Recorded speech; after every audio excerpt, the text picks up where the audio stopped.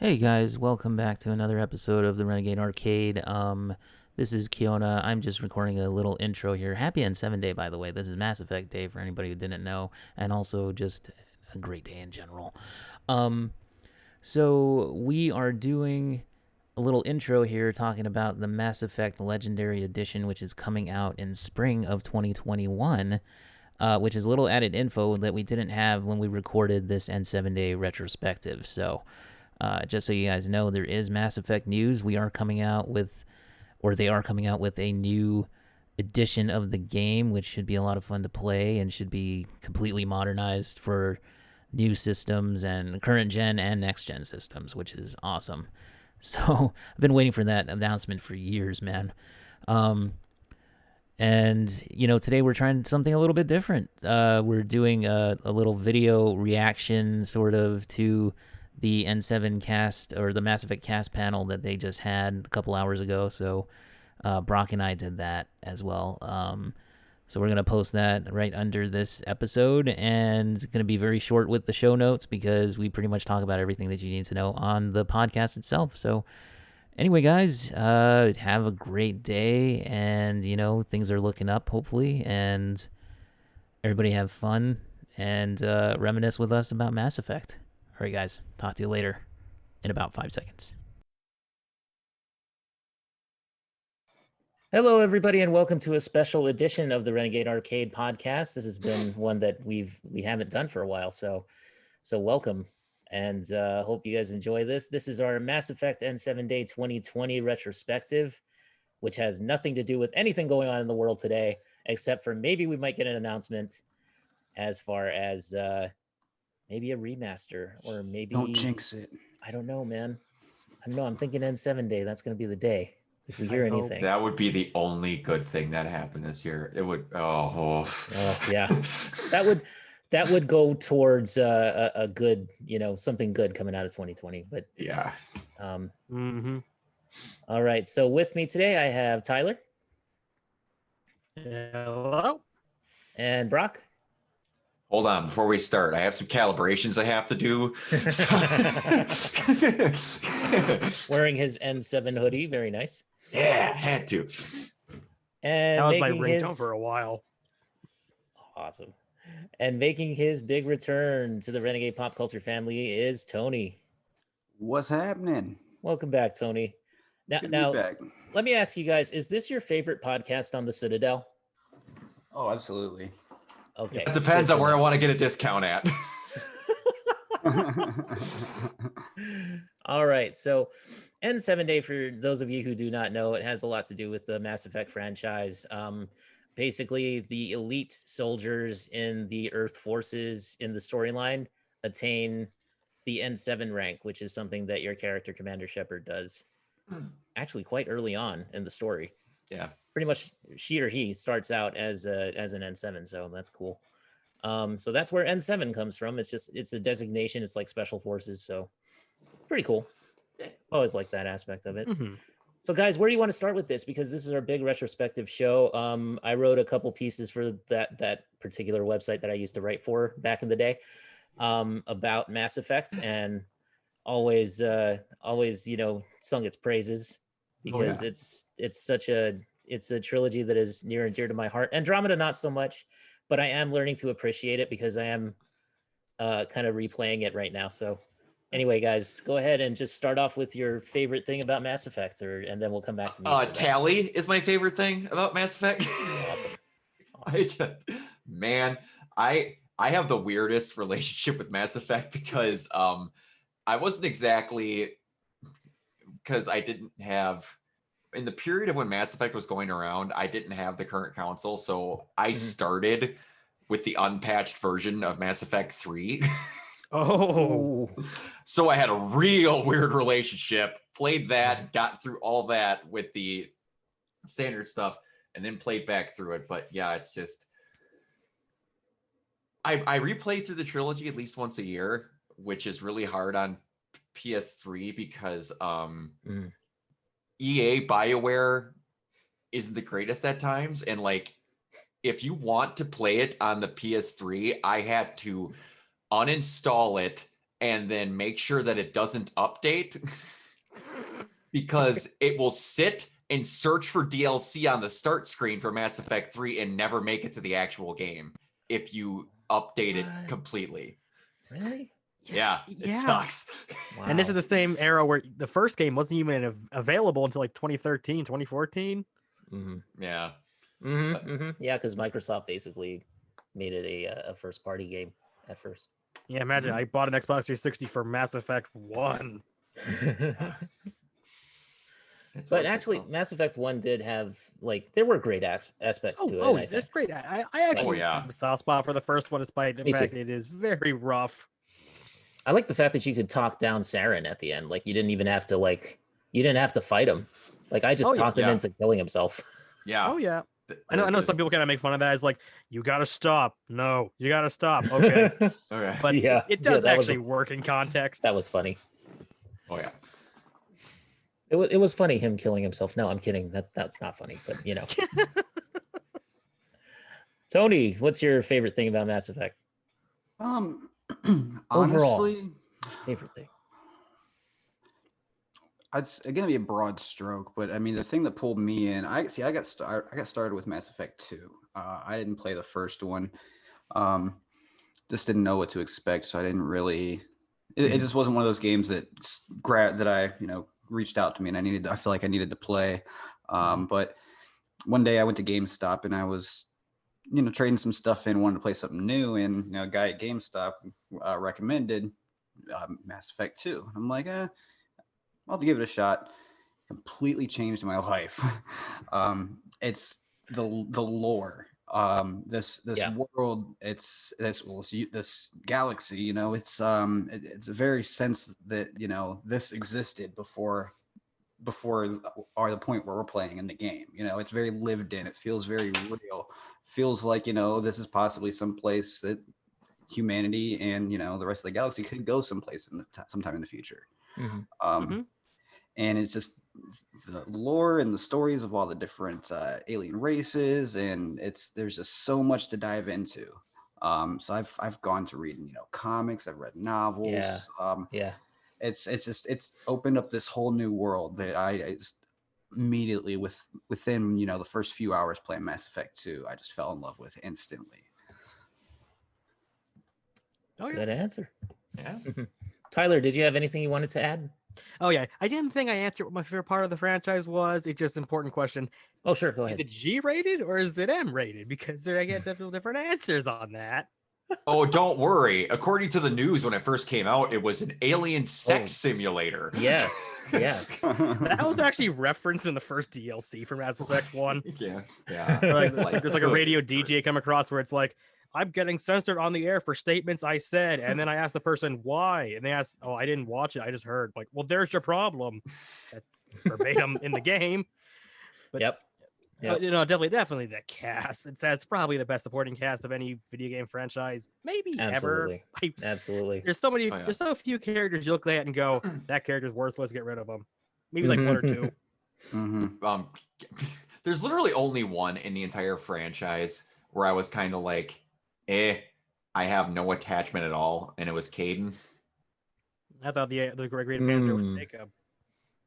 Yeah, not a big Caden fan.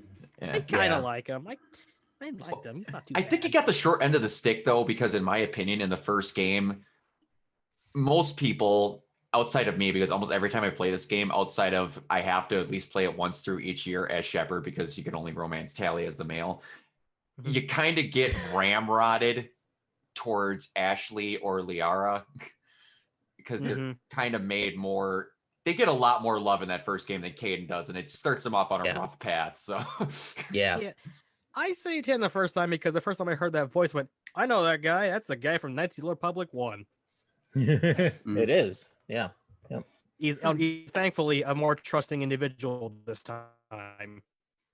Yeah. True. Good voice actor too. I actually really like him. Yeah, I like that first game. Yeah, Raphael's. He's really good though. Yeah. For me, it's also the cast, but I would say that for me, it's like the Citadel DLC. Oh, That was the thing oh, that really got to me. I think that made me a Mass Effect fan forever. I know that some people, maybe it's a little divisive because of the dialogue and the humor and everything, but I just think it was just the best thing. Like, that was, I think, other than them actually acknowledging and saying that the indoctrination theory was real, that was like the best way that they could have handled the ending. I think it's just give you more time with your crew. That's the ending, as far as I care. Yeah, it is the ending. Yeah, it is. I have a confession to make. What's up, Tony? Never played it. The Citadel? Never played it. Oh, it's real good. Oh no, it's so good. Like Yeah. when like even 2, I haven't played the majority of the DLC for. Just back when those came out, I didn't have the money to that I had to spend on DLC all the time and stuff like that. And I played. I will admit, part 2 is the worst when it comes to DLC gouging. There's a lot of it. Yeah, and it's still expensive. Oh yeah, yeah. it still is. Yeah, Yeah, Like price I've never I've goes s- down. I've since gone and bought it now, because I'm an actual adult and I can afford things. But I just haven't got the chance to play through them. I did experience Stolen Memories on Mass Effect 2, and of course like the Zaid stuff that came like bundled with the game or whatever. But didn't play anything else. Didn't play the Leviathan. Didn't play Arrival. And then for Mass Effect 3, only played Javik stuff. Javik stuff. Yeah. Which is yeah, basically part of the game anyway. Yeah, Yeah, that I was couldn't day one, I think. imagine. Yeah, it was. I couldn't imagine playing that game without Javik stuff. I know, it's like Yeah. you play some of his content, and it's way too detailed to be just DLC. You know this was just cut. Yeah. Yeah. Oh Yeah. yeah. The Citadel stuff. The fact that like the one big thing is that you get to have Rex back as like a main crew member going through stuff is Yes. insane. Yes. Like he was ripped clean out of you after the first game, and you're just like, oh, he's not coming back. And then that scene in that car lot, Tony, I'm not trying to spoil anything, but like you get trapped in a car lot, and then depending on if Rex died in your game or not, when you're pinned down, you get to see Rex jump out of like a 4-story building down and crash through a bunch of people in a lever car that just are sketchy surrounded. And he just basically brushes himself off going, all right, what are we doing? That's great. Yeah. Oh, it's awesome. The Krogan characters are so good. They're so Yeah. much fun. I like I said, I have all the DLC now. I plan on going through another playthrough, but on the other hand, I'm like, do I want to, or do I want to wait for this elusive remaster? Yeah. Ugh. The elusive remaster that is so supposed, like, the thing that makes me mad about that remaster is all these websites are like, don't worry, it got rated in blank country and we saw it. We never got a screenshot though, but it was real. I'm like, everyone, if something goes up on Twitter for 2 seconds can get a screenshot, but magically you're not getting a screenshot of this rating. And like, now it's down to, okay, we need to fix Mass Effect 1 a little bit to make it not quite as jarring. I'm like, okay, that is an actual honest thing I can believe in, because kids nowadays, I sound like an old man, would think that Mass Effect 1 is a bit rough compared to what they have. Which, even by our standards, we have some glitch-filled messes that we get nowadays. Mass Effect 1 ain't rough because it's glitchy. It's rough because it's of its time. Oh, yeah. It's rough in the way a 2003 era comedy is to watch nowadays, where I'm like, okay, I wouldn't do that nowadays, but that's still fine. Yeah. Although whoever designed that Mako, I swear to God, man, the guy who did the programming physics on the Mako needs to have probably been fired about 2 generations ago. Anytime they did vehicles in the original trilogy, I was just like, nope. Yeah, they were all kind of terrible. Yeah. Still take But the you know, Mako over the Warthog though. The original Warthog. Yeah. Yeah. I wanted to punch a hole in my screen trying to do that last mission, driving that Warthog through that hallway in Halo 1. Oh my god. I don't know. I prefer the Warthog myself. Well, Halo 3 era Warthog. That's where they got it right. Halo 1, it was a bit of a bouncy castle. Yeah. It was. I'll give it that. But you could do the 2 plasma grenade trick. Yeah.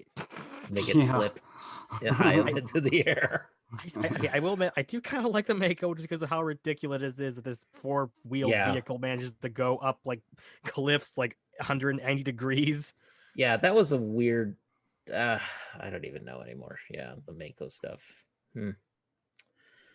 Well, Yeah, it's definitely different. I was gonna say like the first time that I saw Omega, and the first time that I saw like Afterlife, the club. Yeah. And That that was music, cool. I can already hear that And that music in my music. head.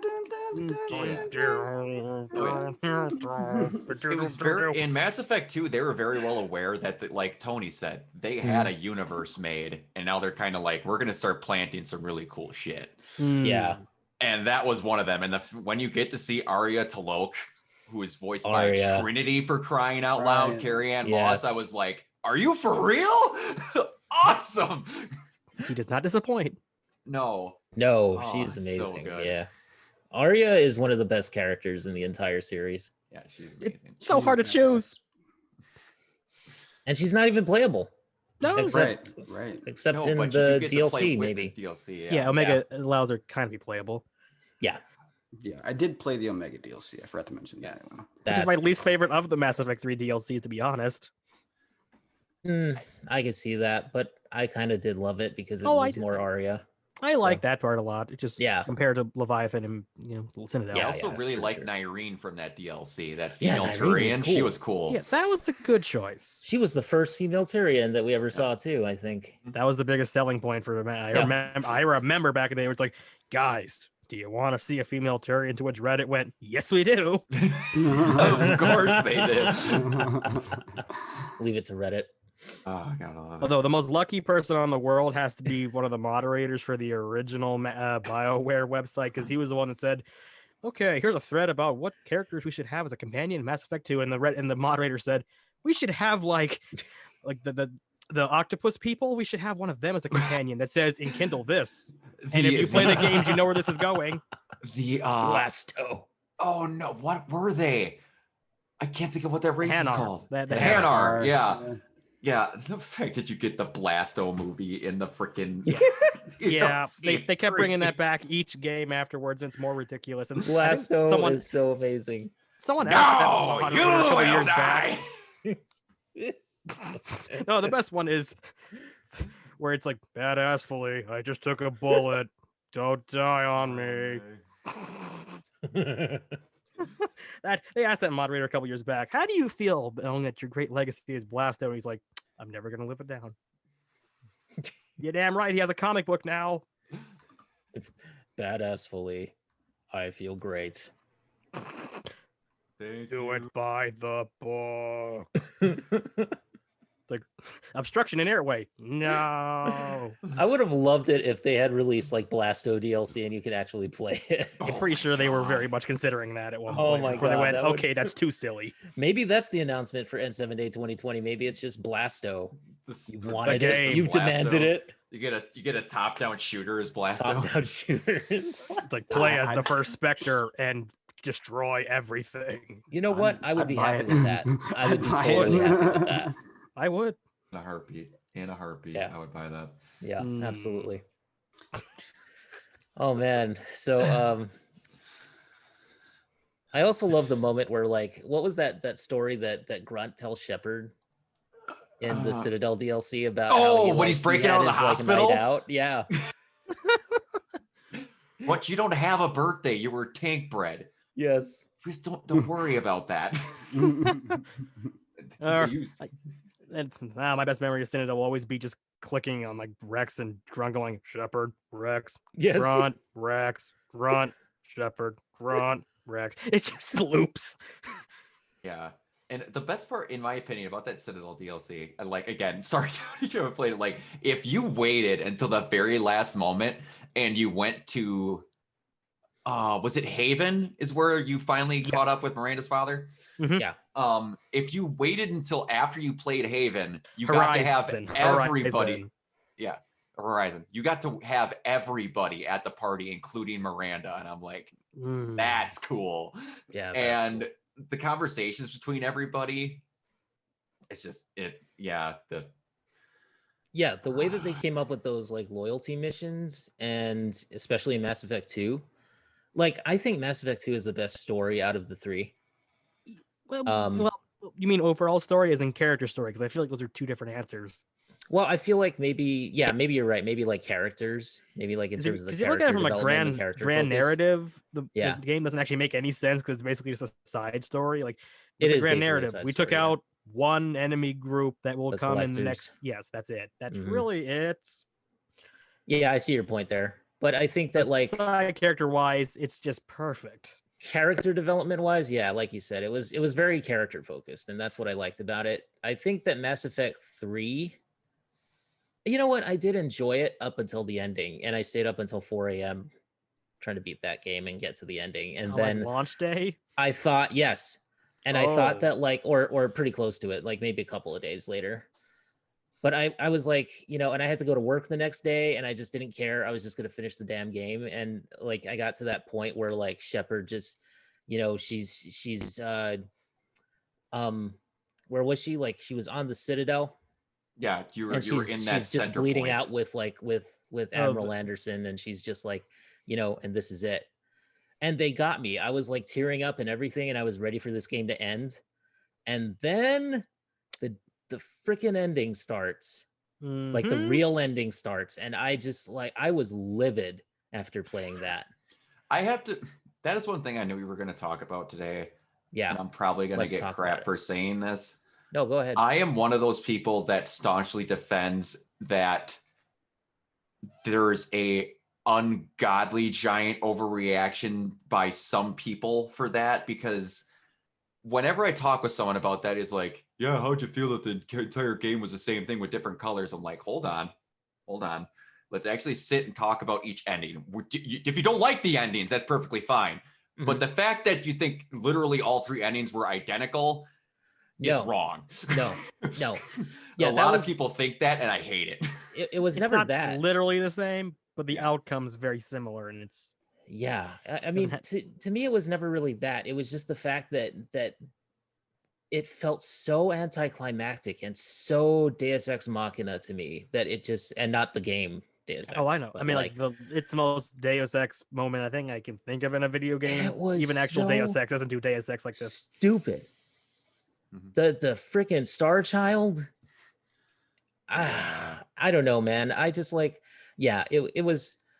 That's why I think that the indoctrination theory made more sense to me personally. But anyway, but yeah, regardless of that, it's just the ending was so messed up for me. Like I can't even put it into words right now. But like that's the reason why I was so upset about it. I wasn't upset about it because like it didn't feel, you know, it felt like everything was the same or anything like that. Yeah. I was just upset about it because it felt so anticlimactic and so like you know, you guys had the perfect ending. You guys could have just stopped. Instead, I have to go and make a choice, and Shepard's like half, you know, she's like 3/4 dead, or he is. Yeah. And I played FemShep a lot, as you can tell. Let's just say Jen Hale. Of course you played FemShep. I'm going to stop you for a moment because I'm like, I will die on this hill when everyone tells me who was the better Shepard. Jennifer Hale is a better actress than Mark Meer. Ask me how many games you see him in lately. Although I love Mark Meer, he has a lot of passion for the thing, and he's really great. I don't hate him personally, but I'm like, he's so much flatter than Jennifer Hale. Is. Jennifer Hale is like the best.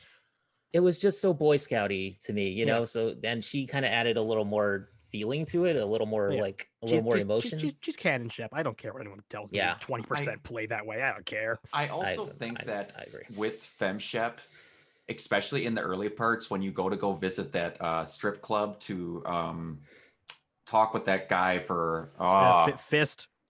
Yeah, like she even gets better line setups than the male Shepard does. Yeah, where the guy just creepily kind of just goes like, "Hey, baby, what are you gonna do?" And he's like, "I'm gonna kick your ass." Yeah.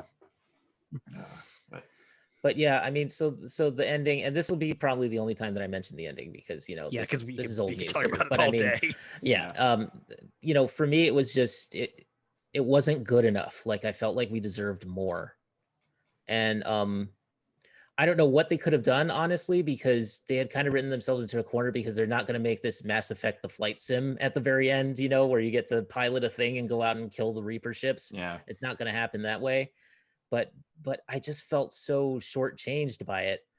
And even though, you know, that's why I love the Citadel DLC, is because they gave you that time with your crew, and that really made up for a lot of the shortcomings of the ending, I think.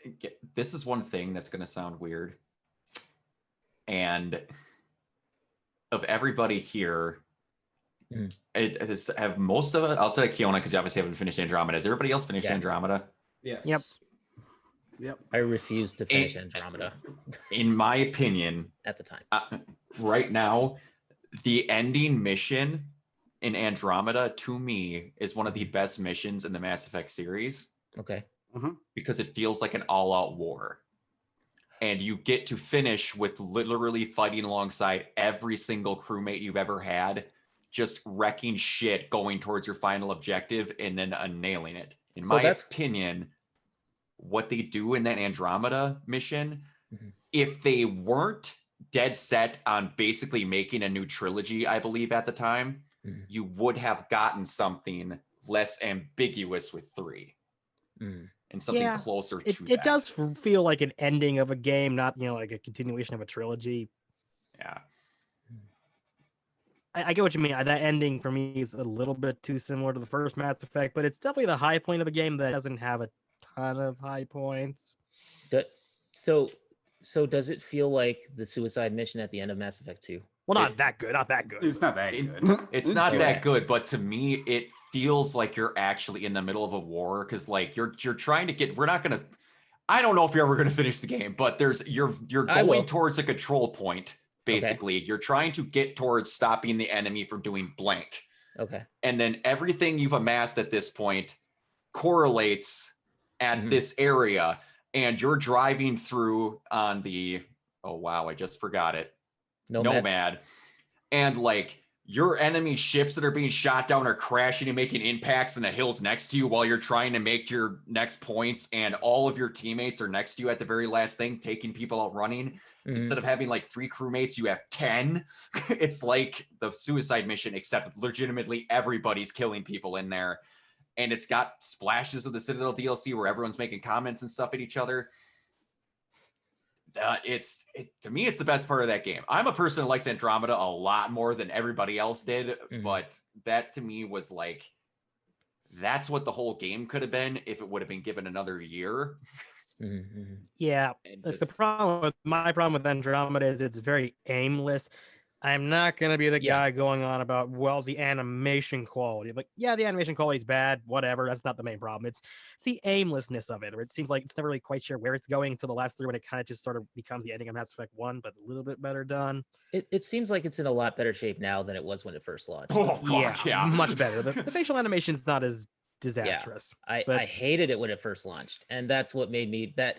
You see, I was one of those people that I allowed myself to get hyped up, so I was ready to like love that game. And I should know this by now. Anytime I'm ready to just love a game, it's not going to be one that I love. It's just not going to happen because I'm imagining what it is in my head, and it's going to fail me. So like a lot like people. No, but I mean, okay, I'm sorry. I've had a rough week, guys, but you know, it's just that like, so for me, Andromeda just didn't live up to the original trilogy, and that's why I was just like, I refuse to even finish this freaking game, and I got so mad at it. And now that it's been, you know, time heals all wounds, or supposedly, and so like now I'm just ready to play it, and the multiplayer is still fun.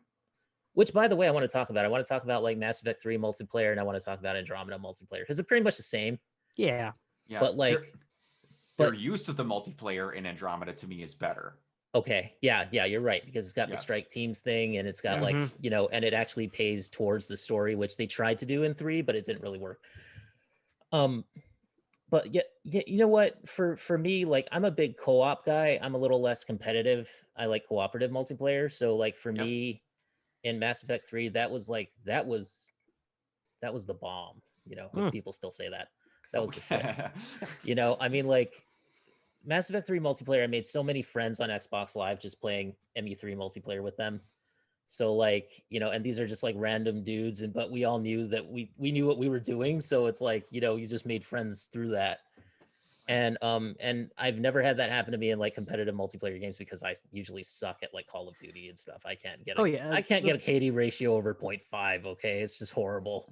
It's the survival mode did kind of bring in a lot of friends, kind of the way. It's more fun that way. I played a lot of the Call of Duty Zombies mode. I got a lot of friends out of that. I got the same thing with Mass Effect 3, though it does give me PTSD when someone says the phrase Banshee.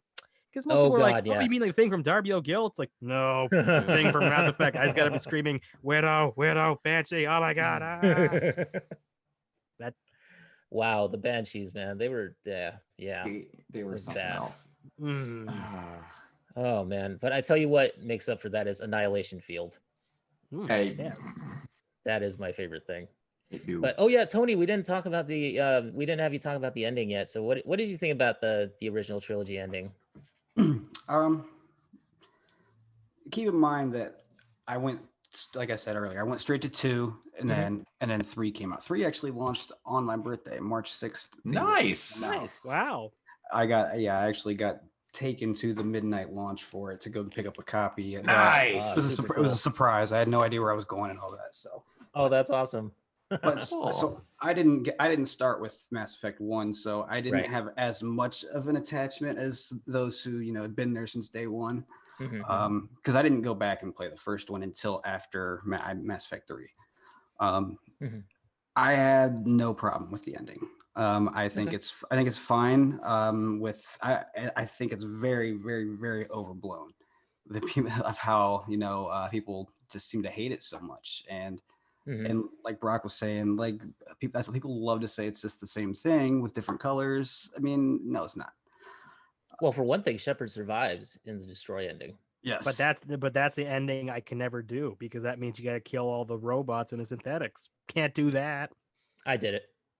The one that I think is killed really Edie, cool you monster. Yes, monster. Yes, one thing I think is really cool is the ending where they actually become the Reapers, because you get to hear extra dialogue from whatever Shepard you had. Yeah, that's my ending. I picked that one. That's the cool thing about it. Yeah, and then they had to give every ending like a cool little thing, right? Like except for maybe Synthesis was a little bit dull. Some of this stuff that was the one I thought that was kind of like, we need a third one.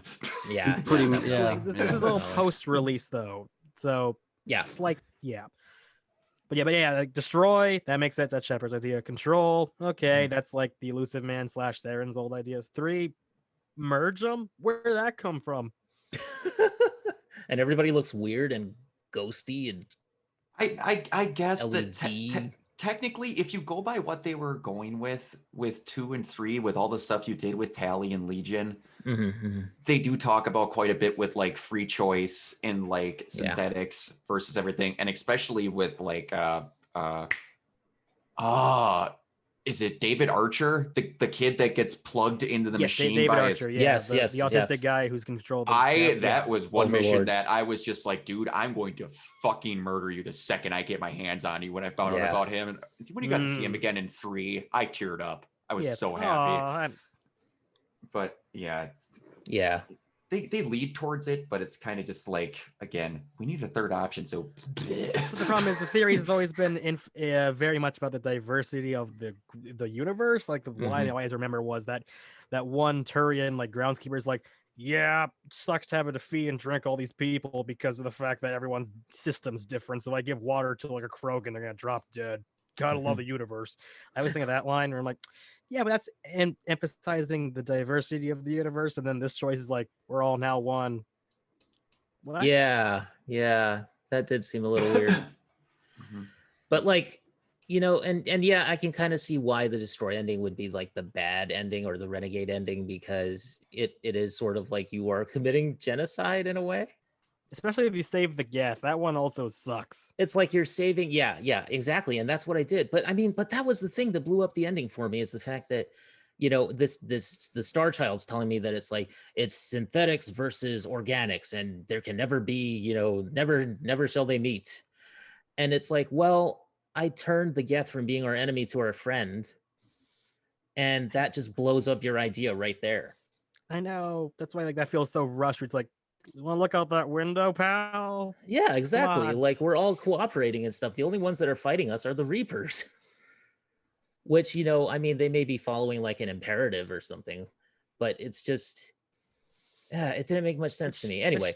Which I guess Regardless. because the characterization of the Reapers kind of degraded from each game because they peaked in the first one. The best scene in Mass Effect 1, I think we could all agree on, is when you first meet everyone's favorite mechanical monster that seems like something out of Lovecraft. The scene with Sovereign is the best scene. That is an awesome That scene. voice actor is the absolutely. best, where it's like, you cannot comprehend our understanding, you pathetic, miscreant creature. It's like, okay. Well, it's like after a while, you have to put a face to something, and something's a lot more terrifying when you don't know what it is.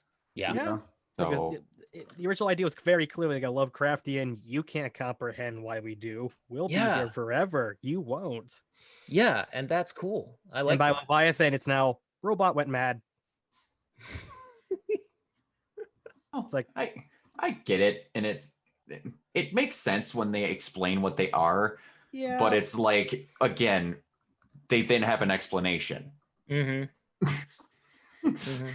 It's like in you mentioned Lovecraft. Almost every story in Lovecraft is like, if your human mind even tried to comprehend it, it would explode. That's pretty much what every single creature is. And that's it's like basically what Sovereign says. Like, if you could understand our motivation, you would cease to be. Hence indoctrination theory. But anyway.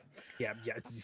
I don't know. Anyway, you know, where was I going with this? I don't know. Let's just talk about multiplayer at this point. Let's just move on, shall we? Well, the control ending.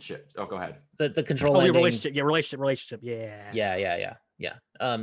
Just to not to put too fine a point on it, but the control ending being the good ending, in that you save everybody, and the only one who sacrifices himself is Shepard. Yeah, I guess that's like, I can kind of see it now. Whereas back in the day, I really couldn't see that. Well, okay, I guess I'll explain my big point of the ending, because I bought the whole series after, all the DLC with Mass Effect 3 was out. So I already kind of knew the ending was bad. Yeah. But I got, the whole control score, and I had all the DLC installed, and I thought, okay, this ending's not great. Pretty bad, actually. But with all the DLC and all the additions, it's acceptably bad, I guess you could say. Like, I didn't want to burn my house down. I just kind of went, well, that could have been done better, but the character interactions were still not bad. So I'll live. But let's give it up for one of the best fan-made or fan-created characters of all time, which is Marauder Shields. He got his own really touching webcomic. Just a random Marauder Shields at the end. Man, I loved it. I loved it so much. That I can't hear Marauder Shields without seeing Angry Joe's face. Me too. Or it just like pops up where it's like, try to save us all, man. He tried. He tried. He was sending us a message. No, but anyway, Tony, what are your thoughts on multiplayer? Did you play any of the multiplayer, or played a bit of it?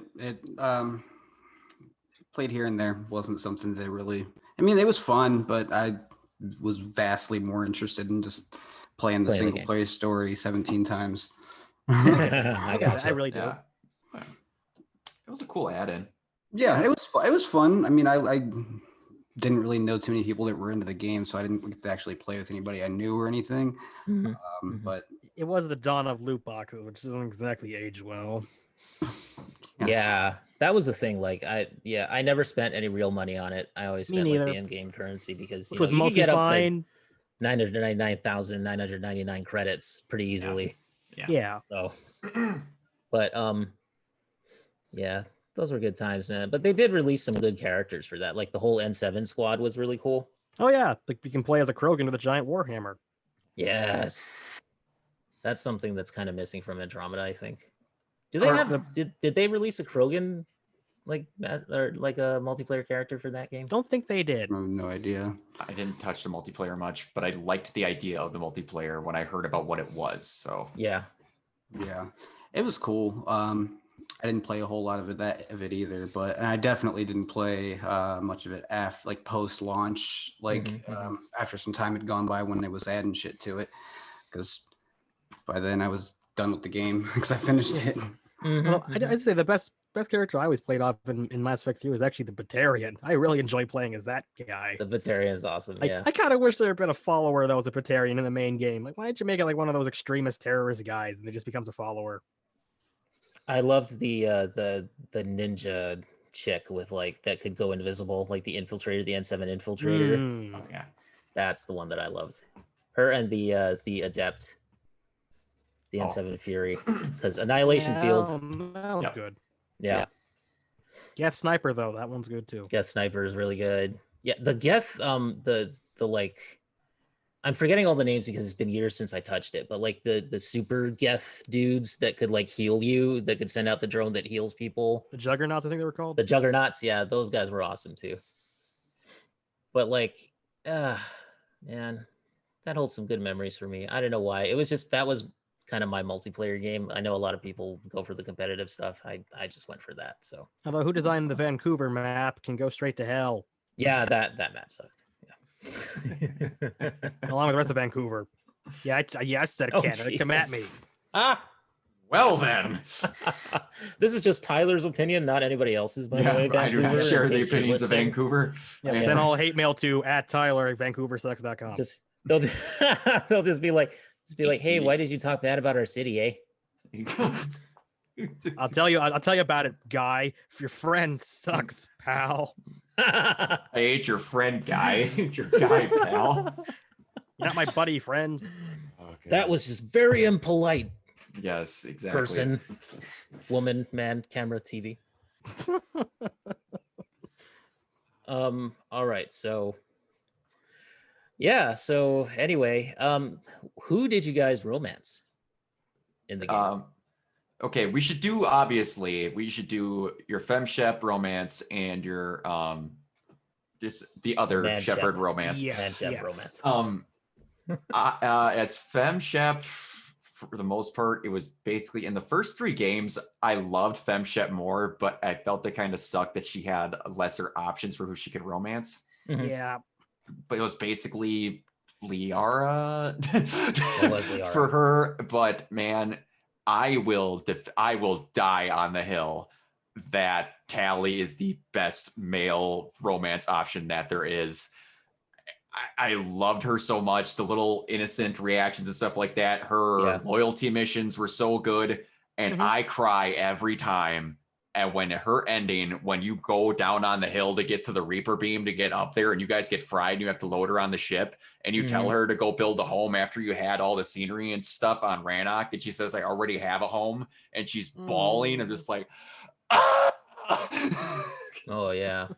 Yeah, man. Except for one thing. If you want to fix anything in this fucking remaster, I know what it's gonna get be. over that bullshit picture of her face. What was that? Did no designer was- have any creative idea for what the species was like? Hey guys, let's just take a stock photo and just lightly edit it with. That was her Photoshop. voice actress. They just like made her fingers be 2 things and then did a thing.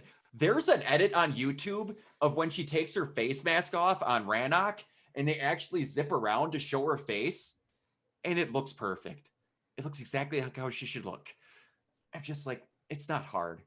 One of you kind of went, we never showed Tally's face and we're never going to see her again. What does her voice actress look like? Okay, Photoshop her 4 fingers into 2, add a line there.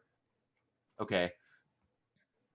And it's a picture that you wouldn't see in the series because she's without all of her gear in a random forest in the northern chunk of Wisconsin. And I'm like, when and where would she have taken this photo since you started dating? Wisconsin probably has the perfect temperature for the Quarians. Who knew? Yeah, but anyway, yeah, I won't get over that because I can talk about Tally for hours. I've seen DeviantArt pictures that were better. What was that? They are. The emergency induction port. Tally, that's a straw. Emergency induction port. I'm dating a human. God, my father would have hated you. It's like, I thought I lost you. It's like, oh, but because this would reflect poorly on my work. Yeah, you were worried. That was a great. That's not my favorite romance pick, but she's pretty great. I'll admit, I prefer friendship most of the time, so yeah, I'll just admit it. I went with Caden. Yeah, mock me all you want. You don't got many options for Fem, so. No, you don't. You don't. And I like Liara, but I've never liked her much as a romance character. And I'm like, what really grinds my gears when I actually found out once that at some point in the development of Mass Effect 2, they were gonna make Miranda bisexual, and I'm like, God damn it, you son of a terrible developers. Because that's actually my favorite romance pick is her. The one that I was kind of shocked they didn't make bisexual was Jack. The weird thing is they make Caden bisexual in the third game, which doesn't make any sense. Hey, Yeah, that's this hunk of plastic. Yeah, both people are gonna want him. that was their thought for character development, I guess. But yeah, no. Like, Miranda is my favorite, one of my favorite characters in the whole series, actually, because it's just that character you think is going to be a real asshole, but then they actually managed to add a lot of complexity to his character, despite what the internet always talks about. There's more to her than just the appearance. Of course. Yeah. Yeah, But it is Yvonne Strahovski, so. Oh yeah, Oh. like that's it's her best performance too. Yeah. Yeah. Yes, I know it's ass effect. I know. Yes, I know she's one of the most part of the attractive. fun of it, man. That's part of the Oh, fun yeah. of it. It is. Oh, Yeah. I know. It's just, and yeah, she's one of the prettiest female characters in video game history. Fight me. But I like the Yeah. character's personality because they actually added a lot to it. Third game. She ain't no didn't do a Blaze whole lot, but- Fielding from Streets of Rage 2, but that's okay. Not many characters are. Anyway, Mm, I'm kidding. That's a joke. yeah. Third game, I don't even remember why even romance, honestly. Just Caden in the first thing with the femme shep, with male shepherd. When I don't do Miranda, I don't even remember. Yeah. Oh, there's just not a lot of good options in that third game. Okay, for FemShep, you can always get, what's her name? She's a bisexual. She's your bridge computer person. Oh, you mean Marshall. Samantha? No, not Samantha. In the Kelly. second game, Kelly. Kelly. Kelly. Yeah, that was the one that was Yeah. out of nowhere. Oh, yeah. Is that I weird? was Is trying that- to get her from like minute one. is I don't know that a why, it was romance just novel? funny. You can romance her along with another person every time. You could. You can, but I've always thought the game didn't treat that right because it doesn't give you the achievement for that, and the game almost kind of plays off like that was a cute first date. We're friends now. Yeah. It's weird. She has the weirdest ending romance too in 3. You kind of just find her in the slums in the little Yeah. entrance part, and then it kind of just cuts to black, and you're like, Imagining like the refugee guy is like, "Can you pipe it down here? I'm trying to sleep." Tony, what about you, man? So I've actually never done a full FemShep playthrough. Okay. Okay. That's actually what I plan on doing, with this remaster. Or if that doesn't come soon enough, then I'll just play through the originals. But I wanted that's on my list to do. So I don't have a favorite for her. Okay. Which, if you play as her, which alignment are you gonna do? You're gonna play nice, caring mom FemShep, or are you gonna play female Dirty Harry? I probably a mix because I can't ever commit to one side or the other. I just kind of go shoot from the hip, whatever. I love both of Right, them, but I well. do kind of maybe slightly prefer Dirty Harry because just she has the best Mhm. dry badass one-liners. But as far as male ship, when I first played Mass Effect 2, it was Miranda, just because dead ass though. I get it. I get yeah, it. you're not wrong. No, I don't But- doubt you. But then when I went back, I've gone through Tally, I've gone through Liara, and I believe that's it. But I feel like I've done more, but I don't know. Ashley? Yes, I did Ashley. That's right. Okay. I did Ashley. Space racism? Yeah. That wasn't the greatest, but I kind of liked Liara's. It was kind of basic and all that, but I did like it. Yeah, she's not bad. Cool that you got to meet her quote unquote dad. Yeah. And in 3, also the fact that her mom is Demona from Gargoyles is pretty great. That is pretty great. Yeah. You mean Deanna Troy? Is that what her? Yeah, no, the Oh mother. yeah, that's right. That is her. That is true. Forgot all about that. For me, the Manship romance, was definitely Tally. Yeah. Definitely Tally. It's I really have to good. say, I agree with Brock. Like for FemShep, it was definitely Liara, but I would also have kind of like there would be a little flirtation going on with my FemShep and why am I forgetting it? Thane. Thane Just was- because That's okay, that's actually a really good romance, actually. Thane was like sweet, Yeah. even though he was a killer of men. Yeah. But like, yeah, I don't know. Like Thane would have been, if I were a chick, Thane would have been the dude, because he had the heart.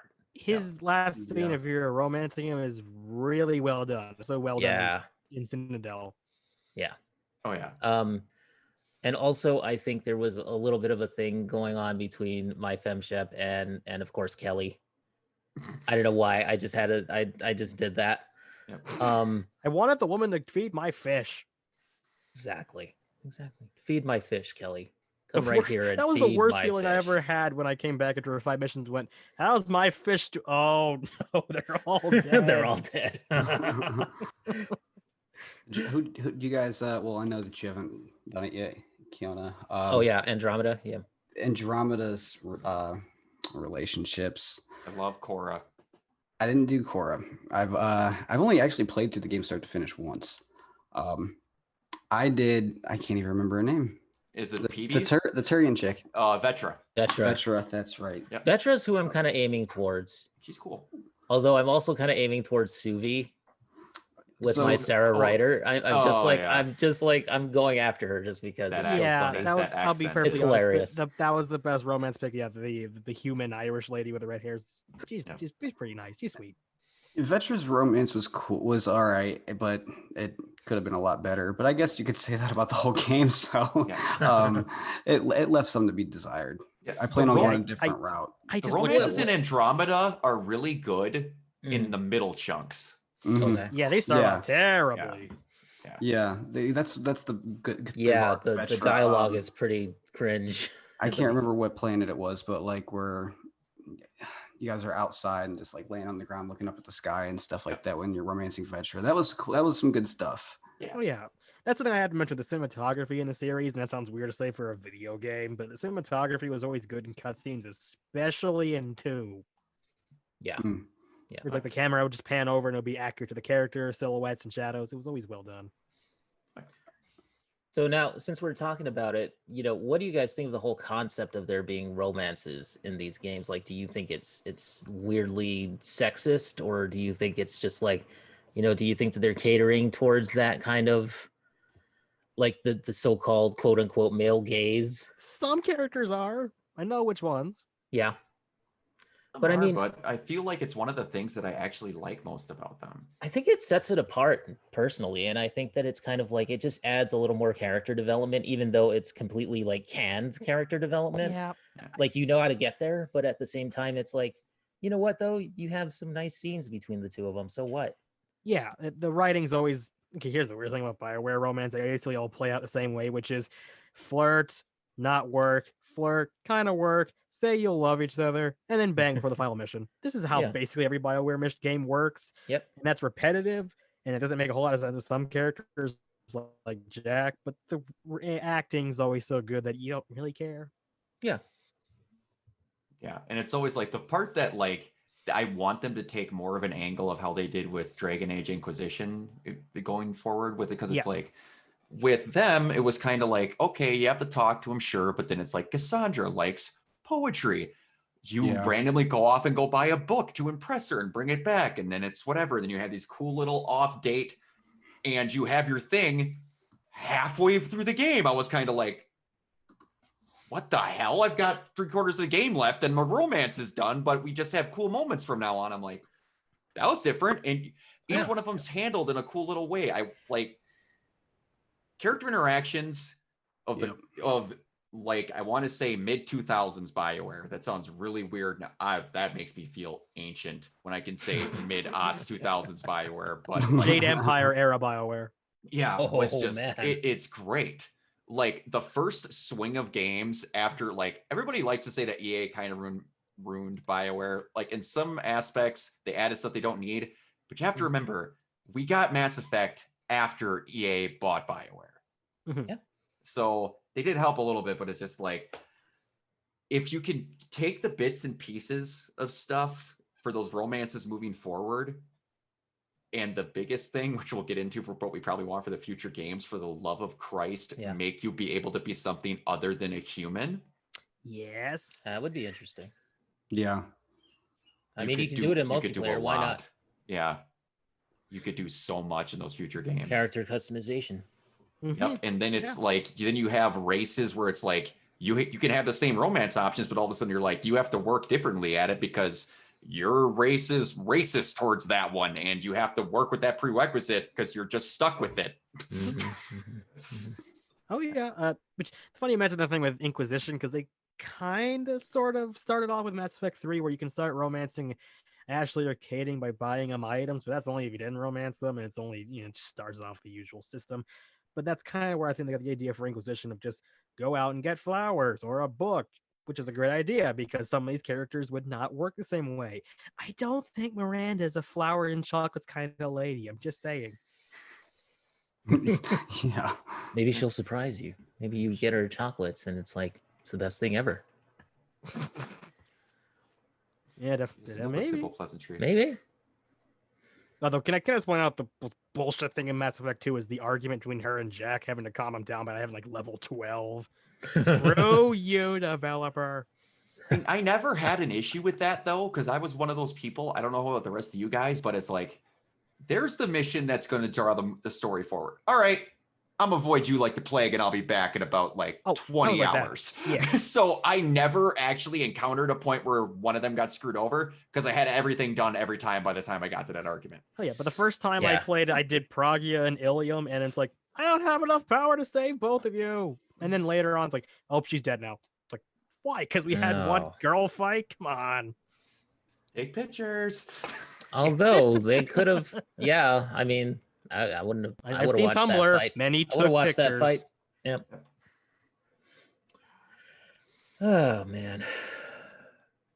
So, how have we gotten this far without mentioning Joker? How have we gotten this far? That's why it's just like the casting. We could just talk about casting. Period. Like Martin Sheen. Totally. Like Martin Sheen is the elusive man. The elusive man. Oh yeah. It's like, oh my god, he's so good. Like I remember, just a couple weeks back, I was rewatching that famous John Oliver clip where he had Martin Sheen talking about the end of the world. Half the comments are like, "This sounds about right." The elusive man telling me how we're gonna die. And I'm like, yeah, can't argue there. And then the little things like they have Buzz Aldrin at the end of Mass Effect 3 talking to you. That is so cool. It is very cool. This game has the best celebrity cast use ever because I never well, there's just that actress or that actor. Like, no, they feel like their own characters. Jessica Chobot. Not that one. Oh, God. I love how everyone says Jessica Chobot. Nobody ever remembers that your character has a name. Gun to my head, I'm like, gun to my head, I'd be like, can't do it, man. I don't remember what her name is. Make me lick the PSP instead, or kill me. I'm gonna look it up now. Cheekbones McGee. She's also the Diana Hips Allers. You mean Hips McGee? She her entire upper body is just this, and then they have that dress, and it's Pixar mom levels of trunk going on. She's a triangle. Basically. Diana Allers. Okay. Yeah. Oh, so she's the only one I can say the voice acting's terrible. It's like, this war is being fought in the newsroom, and it has to be won. Well, you want to do another take there? That was like, hey, we got a hot chick that happened to lick a game controller in a picture once. Do you want to? Come on. Then get Olivia Munn. I wish. Yeah, that would have been better. That would have been better. They want to fight.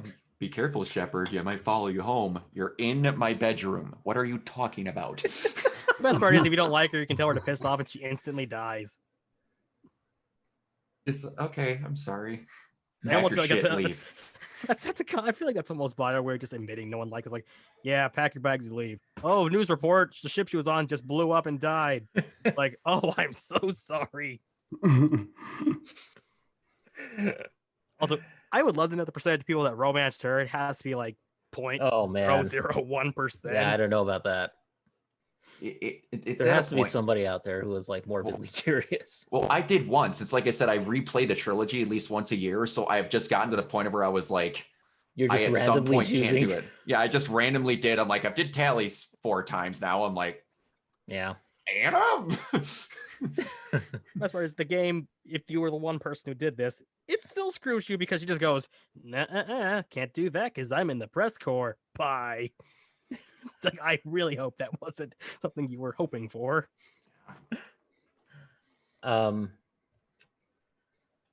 Oh God, who was I going to mention now? Honestly, that freaking reporter lady you beat up every game would have been a better character than her. That's what I was gonna. That's something I was gonna There you mention. go. If we talked about how these games age differently, the fact that in every game there's just an open option to Sean Connery, that freaking reporter in every game. Yeah, the first thing's like, I'm not listening to your lies. That That's was an option. That was a hilarious bit, though. I have to say, like, that was just a hilarious running joke throughout the games. Is that you could just go up to that reporter and and then in the third one, she ducks the first time. Yes, it's like, she's like, "Yes, I have learned." No, you didn't. And then you just headbutt her again. Krogan headbutt. Some of the Renegade interrupts, man. They were just gold. The interrupts are some of the best scenes in any game. I'm so happy they've added. One of the best lines in Mass Effect 2 as a Renegade option was Shepard is like, "Shepard, I thought you died. I got better." And then you push that guy out a window. Yes, that's right. Exactly. Which actually gives more enemies attacking you, because if you do nothing, the guy just walks away. But I don't care. I got better. Hilarious. It's so simple, but it's just great. You get all these great like 80s action movie moments if you do like Renegade FemShep. Oh yeah. Yes. And she nails it so well. And that Volus dude who was like he was all like tweaked on stuff, and then he just like goes up to you and he's like, I'm a biotic god. And then he's it's like, I'm gonna go fight the bad guy. It's like, and you're like, charge. should we just let him, should we stop him? And then you're like, no, you go, buddy. I don't think so. Yeah, I think that's what I would like. He just sarcastically goes, charge, go. And then all your teammates are like, are you for real? He's gonna die. It's like, what about But he was so enthusiastic. He was. I could do a rundown of just all the and best then interrupt scenes. And then of course you play biotic Volus characters in multiplayer. That is an option. They added that in the DLC is biotic. I think it's called Biotic God. Yes. Oh man, that's so great. The sense of humor in these games is just amazing. Like, oh yeah, even in the Citadel, you know, where you go against evil FemShep or evil Manshep, depending on your evil clone, basically. Yep. And then he traps you in that shuttle or whatever, and then like at the very end of that scene, she's like, "Yep, this is the end. Always leave him wanting more." Oh, the favorite part is like, Fade to I black. wouldn't say that. I should go. I'm gonna go. I am going to. I don't sound like that, do I? Shepard, we're trapped.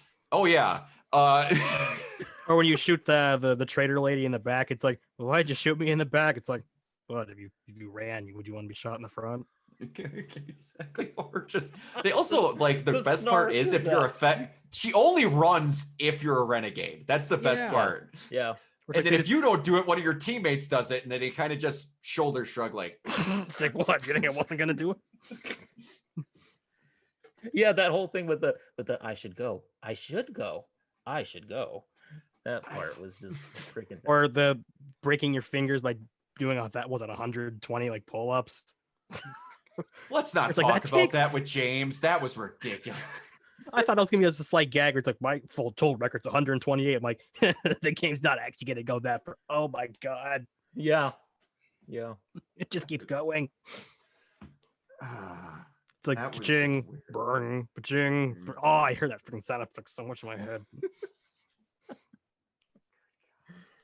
That's man. What was that thing about the sonic toothbrush? Oh yeah, where she used her sonic toothbrush to get into the ship because it had tiny Mass Effect fields to ship the stuff away. Which, funnily enough, I'm sorry, guys, it's been like years, so I don't remember. There's a really good interrupt scene if you romance specialist trainer. There's actually a really funny interrupt where it's like, really? You threw me out for fraternization. How could you just grab her and kiss her and go, not me, clone? And she's like, okay. And then also, right when you get into the ship, it's like, VR or whoever, remind me I owe Trainer a toothbrush. Shepard, you owe Trainer a toothbrush later. Even in the Mass Effect 2, when you briefly control Joker, it's like, oh my god, I'm turning on the Overlord. I'm ending humanity. And then you have an entire subplot where it's like, do I bang the pretty lady robot or do? That was like on a serious note though. That was there were two extremely shocking sequences, I think, in Mass Effect 2, which was the first one where you, as Shepard, you basically die in the beginning. Oh yeah. Like that was crazy. Yep. And then there's that moment with Joker where it's like you suddenly control him, and it's like, and suddenly you understand what he means when he says he has that the brittle, you know, the Rolex syndrome. yeah, Yeah. where like he can barely walk and everything like that. And Seth Green's acting is really good in that scene Oh yeah, this too. is just you can say it's his best acting. Like I love him in this. Yeah. He's so good at funny, but also the serious moments that it works so well. And also Edie, let's talk about Edie because she is portrayed by, of course, the great Trisha Helfer From Battlestar from Galactica. Battlestar Galactica, And how which I want to do a retrospective show on eventually. All of this has happened before and will happen again. How she just murks the living shit out of whichever Caden or Ashley is alive and just Yeah. boom, boom. Oh my the God. Side of that shuttle. Maybe the best line in the whole series was her in Mass Effect 2, where it's like, I can turn off the oxygen whenever I want. That is a joke. And Edie is so much better than Sam in Andromeda. What is the deal with Sam? What is the deal with that voice?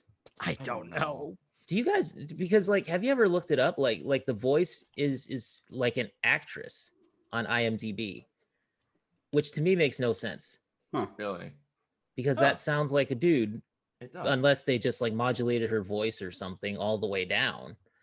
And that's the reason why it sounds so flat. But Sam just sounds so flat to me throughout the entire game. Now, is there a point where that improves or gets better? It does get better towards the end, in my opinion, because you actually start getting more info from Sam. You get used to it. You get, Not so much more gets of the better. memories and stuff. You get used to it. Yeah. Okay. Yeah, it does get better. I mean, it's keep Is your there an expectations in explanation? check. Is there an You're going from explanation? Edie to somebody else. Yeah, no, but I mean, is there an explanation as to why he or Yeah. it or whatever Sam is like the way that it is? Well, in my head, it's like he's not like Edie, where it's just meant to do be like a control of a ship and interact with people. He was just kind of basically the dude that went when Ryder needed to do something. Yes, sir. It wasn't meant to have a personality, and that's one of the things that's kind of like. It's in my so opinion, jarring. in my opinion, it's kind of like what they went for with Dinklage in Destiny, where the robot wasn't meant to have a personality, and they tried to make something with it. Right. And Dinklage was so much better, Don't remind me of I'd much rather Dinklebot. have Dinklebot than that. I love him so much. I so love bad Nolan North, but my God, let someone else have some work. Dinklebot was kind of amazing, though, in a way. Like, it was so I bad. will defend him slightly because I'm like, okay, that's a terrible performance, but the version of Peter Dinklage they got to do the Telltale Game of Thrones game did a better performance. I think he just didn't care about Destiny at all. I don't know if it was a terrible performance. You got to wonder how they directed him. That's true. Yeah, I don't know. I will take that wizard came from the moon over Pathfinder. That vault is now ready to be cleansed. Pathfinder, you may now leave. I don't know. It just, to me, it's so flat. Okay, yeah, I'm sorry. I just had but I do think that's the purpose of him, though. Yeah, but I mean, it sucks coming from Edie and going to Sam. Terrible. You're gonna enjoy the game a lot more the sooner you stop trying to compare it to the trilogy. I know. So like, I know it's not. It's that's hard. not what it is. I know. It's hard. It's hard for sure, especially when it first came out. Oh yeah. But Sam is terrible to me. Like I cannot get past it. You know what wasn't fine. bad? I just had to Google the best Renegade interrupts, so I forgot how good the lines for punching the journalists were. Like, I had enough of your snide insinuations, your distinguished assertions, and your tabloid journalism. Yeah. Sorry to interrupt. Yeah, it's like, fine. And what is this, 2020? Yeah. The one thing with Andromeda, honestly, and one thing I think that you're having issues with, I think that us two that have finished it, to me, that game gets good about really good, like, and knows what it is about 30% of the way in. Okay. Yes. Okay. It gets better after the first half. So just keep on trucking is basically. You have to kind of go through a rough setup chunk, in my opinion, where you establish people. And you get to do a lot of cool stuff. Like very much so. First time I played it, I got to Jaws planet, but I'm not sure if I missed some Fucking things. draw. Like I might have just been trying to get there. Oh man, it's been at least a year or two since I played it, so I'm trying to remember when that all happened. So I think that was like maybe 15% in. That was like not The not one thing, 30% okay, Yeah. for sure. we haven't mentioned the dialogue system in Andromeda, but that's also a problem I had with it. It's so Mhm. constrictive where it's you want to be casual, you want to be professional, you want to be sarcastic, you want to be serious. It never allows you to kind of pick just one, like Mass Effect 1. Or like if I want to be the Yeah. good cop, I want to be the good cop all the way through. Yeah. And it's so limiting. Like the murder investigation side quest, which I think is the best one. The ending's like, hey, you want to terminate the guy or you want to let him go? That's the only option. There's no like Mhm. jail or anything. Come on. Yeah, yeah, that's another thing that also that I've now nailed as far as Mass Effect game goes, especially with Andromeda. They always give the female main character a better voice every time. Yeah. Mhm. I don't even know who does the guy writer voice, but the lady who plays Sarah, she's pretty good. Yeah, she does all right. Yeah. I think Scott was okay, but Scott Ryder was okay. Really? but- I liked him a lot. I wish he was the main character, to be honest.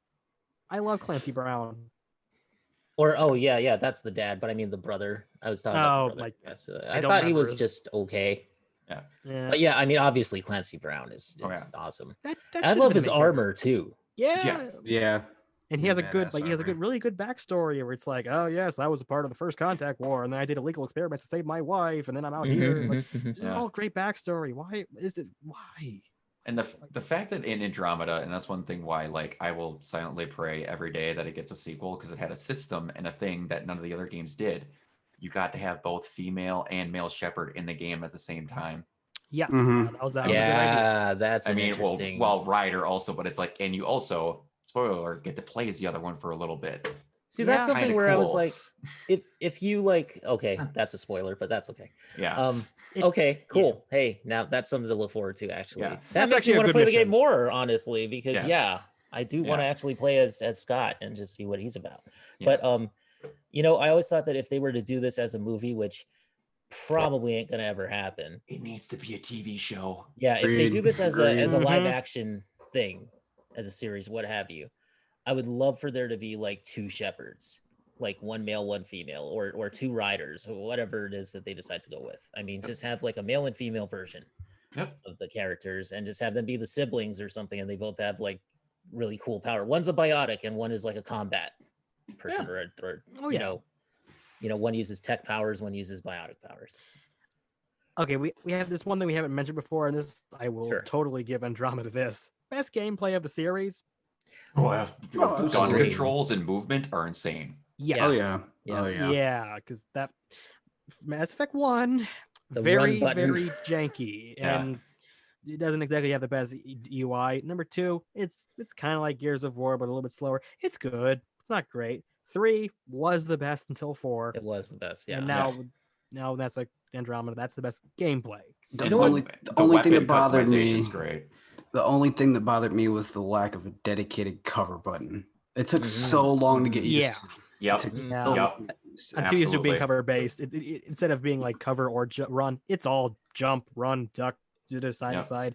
If Yeah. you want to play it like a cover based shooter, you cannot. Yeah, it was definitely different. But like the weapon customization and stuff you could do, it was just what armor do you like? Jack the living shit up out of that armor, and then you'll wreck it. You don't need to wait for the one OP armor. Not everyone has to have Blood Dragon if they want to have the best armor, even though Blood Dragon was amazing. Mhm. You could make whatever armor you wanted God tier, Mhm. and it was Yeah. great. Mhm. Yeah. The one problem is the difficulty was out of control with Andromeda, where it's like hard is really hard. Normal is way too easy. Easy is baby. That was my feeling anyway. I Especially with how never tried the hardest difficulty, so I can't Yeah. comment. it's not balanced for hard. Yeah. I think the biggest bummer with me for Andromeda was the fact that we never got that DLC we were supposed to get. Oh yeah, the The Quarian yep. DLC. But they did release it as a novel, Yes. which I read, Annihilation. It was Yes. a pretty cool story. I know obviously they had to like twist it and change it a little bit, Yeah. but I'm curious how it would have been I don't know if you guys have read the book, but I have not Yeah, yet. I have. It's in the It's- plans, but I need to. yeah. fine. I'm curious how it would have been different if it was something you actually played Yeah. instead of you're reading about, because it was exclusively a story removed from everything else that was happening in the game, Absolutely. because And the arc was lost. yeah, and Yeah. that's one thing that pissed me off so much about this game, because you've heard me sing the praises of Tally the entire time, and I'm like, you fucking excluded the Quarians. I'm like, everyone else is here but them. And then the Right. game ends, and they're like, we just got a transmission from the Quarian arc. My people miles away could have heard me screaming about how happy I was. I was like, yes. Oh Then, yeah. the arc ideas were really cool too in Andromeda, in my opinion. Finding Yeah. all of them, the stuff like that, Yeah. especially the Asari one. Mhm. That's because I like Korra and all that, but it's just like that. Although it never made sense why there's why are the Krogans here? They still have the Genophage. Oh, whatever. I don't care. They gotta try and fix it somewhere else. Maybe they can find it here. If So you're gonna that have the makes- literal arc, you're taking everything. I guess, but this is like you brought the Plague Rat on board. Well, it's like Krogans actually make more sense than Quarians in the long run. Well, Because toughness-wise, Quarians, absolutely. yeah, it's just like I love them, but their biggest enemy is a large needle or sharp object that could tear that suit open. Right. Wasn't that one of the Renegade interrupts too, where it's like, if you do anything, I'm gonna start coughing. Yeah, exactly. I'll rip their faceplate off and start coughing. I think that's actually, if I'm not wrong, I believe that's something that the clone shepherd says to Tally if you're romancing her. Yes, there's a lot of romance-specific dialogue. If you romance like Caden or Ashley, it's like, I would have let the other one live, whatever their names were. Yeah. It's like it's a lot of sarcastic, like double jokes in those lines. I could talk about the DLC forever. Uncle or not, or that's freaking. Oh no, the Vorcha ambassador's indoctrinated. You will die. That's not the line. Don't do it. Not yet. Okay, now change the backdrop. It's Sovereign's evil brother. He's back. What was this? What was Sovereign's brother's name again? I don't remember. It's so lame. I can't remember what it's called, but it was like I gotta it's look it Sovereign's up. evil brother. Like, that's not a concept they would even have. Oh god. That's something that games don't do enough. And like, I understand some crap that Mass Effect 3 gets. I'm sorry, Because- it's Sluggard, the half brother of Sovereign. The half brother. It wasn't even full.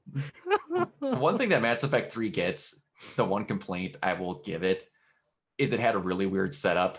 Like, the world is fucked from minute one. Mhm. And then they're like, hey, let's go down to the gun range with Jack and shoot some stuff. It's kind of like, Come on, man, we got okay. shit to do. yeah, it's like, maybe you should have waited till halfway through before Earth is completely fucked and everybody's dying, and did a little Yeah. bit of that beforehand. The tone can be a bit weird. It was like, I'm gonna go shoot some targets on the Citadel. Well, millions die. Yeah, exactly. Let's go shoot some cans on top of the Citadel with Garrus. Oh, is that 100,000 human lives on Earth dying? No, ignore that. Let's just keep shooting some stuff. I'm Holy Garrus the crap, Carrot. how That's have my we favorite not- shooting spot. How did we not mention Garrus? How do we yeah. not like go into Garrus- Garrus's Garrus storyline? is man? my favorite character. Garrus is awesome. Yeah. Garrus is awesome. I actually replayed LA Noire recently, and I noticed one of the cops was clearly voiced by the same guy. I'm like, it's Officer Garrus again. Did you know he was even in an episode of Buffy the Vampire Slayer? Oh my No. god, was he? No, I He didn't. was in that episode where the kid that had the jacket that made him like the Letterman's jacket that made him like a chick magnet. Oh, That was Pardon my him? use of that phrase, but you Really? know what I mean. Yeah. Oh No, it my wasn't. God. It wasn't him as the young kid. It was actually his brother, his older brother, that she goes to visit, and he Okay. originally had the jacket, Wow. and he's like become a slob now. That was the dude. Oh, Nice. also, I have to mention, I'm pretty sure didn't Citadel say like, "Don't worry, guys, my gun's calibrated all the way. I can hit the target." I'm like, you'd better have that calibrated. Literally every mission after I was done with something messing with you, I'll be like, "Come on, guy, you done? You done with the calibration? You can wait for a minute." Like, no, come on. His intro or his entrance in Mass Effect 2, though, the loyalty That's one. mission is That's as Archangel. one. as Archangel. Archangel, yeah. Yeah. So good. The That best was part Anything is having to do with Omega and Mass Effect 2 was just Yeah. awesome. I don't know. You clipped me on the way in there. Yeah, you made it. You're fine. You're fine. And then the renegade option when it's like, so how do I look? It's like not any worse than you did before. Half his face is blown clean off. Or what was the first romance line with him? Which I don't do the romance line stuff with him because he's more a friend than a romance character. But it's like, well, we had it this way. She had the endurance and I had the reach. Yeah. It's like I want to do that. Like, you sure about that? It's like, yeah, I got endurance. It's like, well, I still have the reach. That can work. Yeah, helping him get a date in 3 is awesome. With Tally. It is like helping the little brother that has clearly never thought about getting a girlfriend before. Oh, Like you're yeah. stealing the drinks off the tray and like directing her back at him and stuff like that. Oh, Garrus is great. Oh yeah. I love that they totally just make fun of themselves too with that, all the calibration talk. Yes. Yeah. Mhm. Yeah. And then Like in I said, 3 they're just like, that was my ringtone for a while. It's like yeah. you have reached Tyler. Gonna wait for a bit. I'm in need of some calibrations. Loop. Also, the few times, one thing that I thought that was really cool about it, and it's a really minor detail, like if no matter what Shep you are, if you don't romance Tally or Garrus, those two end up together. I thought Yeah. that was kind of cool. At the Yeah. very end, they talk about stuff. I'm Yeah. like, that's a cool little detail. I like that. Two of I my like favorite Two characters. best friends found each other. Yeah. Yeah. Although, and this is something I actually did once because I was bored. Did you know apparently you can play Mass Effect 1 without ever actually getting Garrus? And when you get him in the second game, he's like, I was there all the time, right? Yeah. No, I know I wasn't, but I'm just gonna say I was. Yeah. Playing that mission in Mass Effect 3 on Palaven, there was man. there was a version of that where like I tried to get legit everybody killed outside of Shep in I the did that suicide too. mission. When you go to Palaven and Garrus is not there, it's just freaky. I know it's Oh, like no man. dialogue Yeah. outside of like Yeah. one person going, man, Garrus would have been depressed here. Yeah. You depressed? Oh, I'm no. depressed. Okay, Our mission that on brings up Palaven. something. Oh, what was that, Tony? I'm sorry. I was saying, yeah, I love that mission on Palaven. Me too. The backdrop and how it looked and everything was, Yeah. was gorgeous. Yeah, The music too was great. that's good. I think Tachanka is the best mission in Mass Effect 3, though. Tuchanka was awesome. That is up there. Tuchanka's My favorite's good. Rannoch because you actually got to fight a Reaper Yeah, on that's a good one, foot. That one I Yeah. thought was pretty cool. But for me, like maybe my favorite scene in the entirety of Mass Effect 3, no DLC required, is the last scene with Mord when you kill the genophage or not. The writing on Yeah. that and the voice acting is just so perfect. Like, also, I'm not gonna say I have limits when I play games, but even I'm like, I can't shoot him in the back because that scene is the hardest to watch. Morton is You one shoot of the Mord in the back and underrated he's- MVPs in that game. Yeah, like Morden, you shoot him in the back, he's crawling, going like, I can't die yet, can't die yet. Oh my god. You feel You like the know- biggest dick if you say that. You know what? That is something that I never saw because Morden died in the suicide mission for me, and I never replayed it. No. Oh, Morton's one of the Morden, best things about 3. Yeah. Okay, yeah, Yep. I know, but no. Oh, I've seen man. it. I've seen the scene, but I mean, Okay. but I just never played it. But Got it. I'll do a replay eventually because especially if they do what we all think they're gonna do. Oh yeah. But like That scene's good no matter which character you have there, where the other guy. even if it's don't remember- Kirahi or something, but like yeah, No, but wait, it yeah. doesn't. I It think his doesn't name's have like the. Paddock Wick or something. It's random character. Oh yeah, it was Paddock Wick. Yeah, it was him. He It has a wasn't good Kirahi. speech where you like if you shoot them, he's like, some people die for a reason, some die with no reason at all, and I'm gonna die with a reason. It's like that's a good speech. But then if you do it with Morden, he literally freaks out and goes, "I made a mistake. My whole life made a mistake. I gotta fix it." Yeah, It's so good. Had no to matter be- what Morden you is do. one of the best characters though, and I love him. But the thing is that I put him in the vents in the suicide mission, and he died. Oh, Yeah. Because this was before I knew like what the parameters were. Yeah. Mm. And Yep. before you saw that like it was just like this was like my first dry playthrough. Yep. And so as FemShep, and so like I got to that point and I put him in the vent thinking that he would survive. I save scum because I put Tali as the vent and Legion as the soldier, and that apparently is bad combo. So she got shot, and I'm like, I gotta go back an hour because I didn't save for a while. I'm Oh, not man. accepting this. Yeah, I put tailing events too, and since those of romance here, obviously the first time through, that was the most nerve-wracking experience that entire game. I was like, shit. Yeah, you could write an essay on just how good the final mission Mass Effect 2 is. It's still one of the greatest gaming moments ever. It's well put together. It's tense, no matter what you do. Every time I play it, I always freak out that I'm gonna let somebody die. And that score, Jack Wall, that score, that freaking Suicide theme score. Oh my god. Oh yeah. We'll say though, I was rather pissed where it's like, hey, so you didn't talk to Chakwas about getting that one shielding thing? Say goodbye to one of your characters because you just didn't have that one dialogue or whatever. I don't remember who it is, but there's two different forms of shielding, and if you don't get the one, you automatically lose somebody because a pillar falls through. I'm like, how on God's green earth would I have known that? It's the engineer guy, like the guy who's basically Scotty. You got to ask for shielding for him too. Oh yeah, pissed me off so much. Also, I think it's who did you guys lose in your playthroughs throughout the series? Like, did anybody lose Rex in the first game? The second time I did not, but apparently most people did. I think I saw like the statistics were like 80%, which is depressing. That's it's hard. It's hard because depending on like in the grand scheme of things, once you go back, you know how the dialogue should go. But I've had plenty of friends that accidentally, without trying to, had Ashley shoot him in the back just because they were having an argument, and then it just went, what happened? And they were not dedicated enough to have a save that was before that to go back. Yeah, I lucked out because I got his family armor before that, so I didn't actually need to use any Renegade points or Paragon points, but I can't imagine playing that game series without Rex. Yeah. They lampshade that so well in the third game where it's like the asshole nephew that actually becomes king and Rex is dead when he gets killed by the sandworm. It's like, man, that guy would have been an asshole as king. I'm happy that didn't happen. Tony, did you lose anybody in the suicide mission? The first time I played it, I lost. I'm pretty sure I lost Morden. I know I lost Jack. Oh, I just didn't know. I lost a lot of people. That's let's just say that's not the save file I carried over to Mass Effect 3. Yeah, definitely. Morton's the easiest to kill for some reason. He like almost always dies. I think the safest way is send him back with the survivors. Yeah, send him back. Exactly. But yeah, like it was a massacre. Like there was almost nobody left. Like I had Garrus. I made sure to keep, that's my boy. Who did? Okay, keep going. Sorry.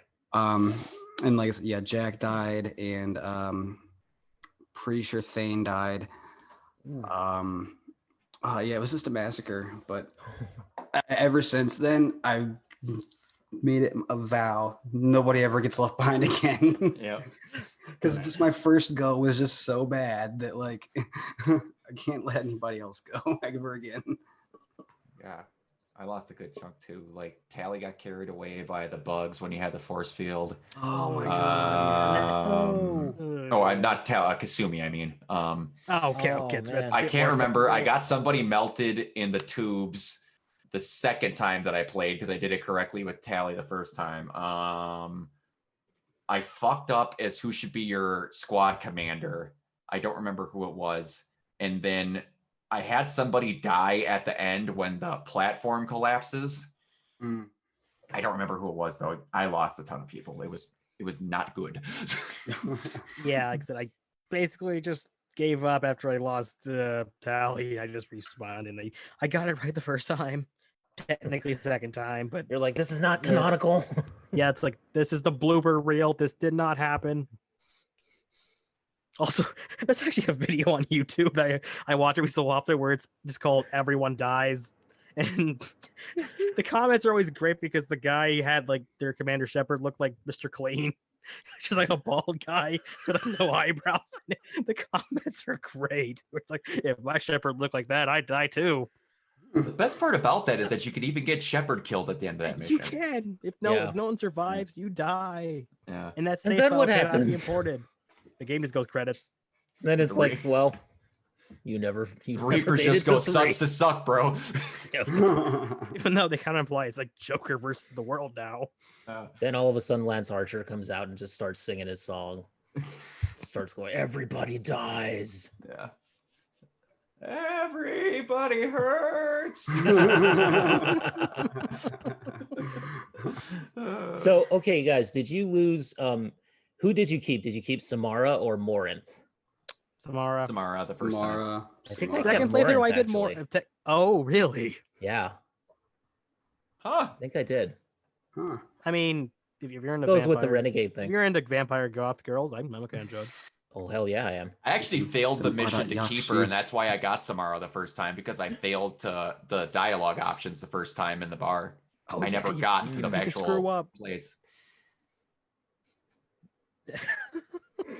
By the way, I do love the fact that you can actually just like, okay, I'm gonna romance her now. Dead. The game's laughing at you for even trying. You're Samara different. You was might make just- it. No, you won't. She was just too meditative for me. I'm sorry. I gotta go with the vampire goth. Yeah. It's like samurai chick or vampire goth. Vampire Samara's goth. another one you can romance a shepherd that actually isn't too terrible. Although she says, I think she stops you in part 2, but then in part 3 she will actually fall for you. I think. Yep. I haven't done that in a while. Yeah. You get a quote unquote ending with her in the Citadel DLC.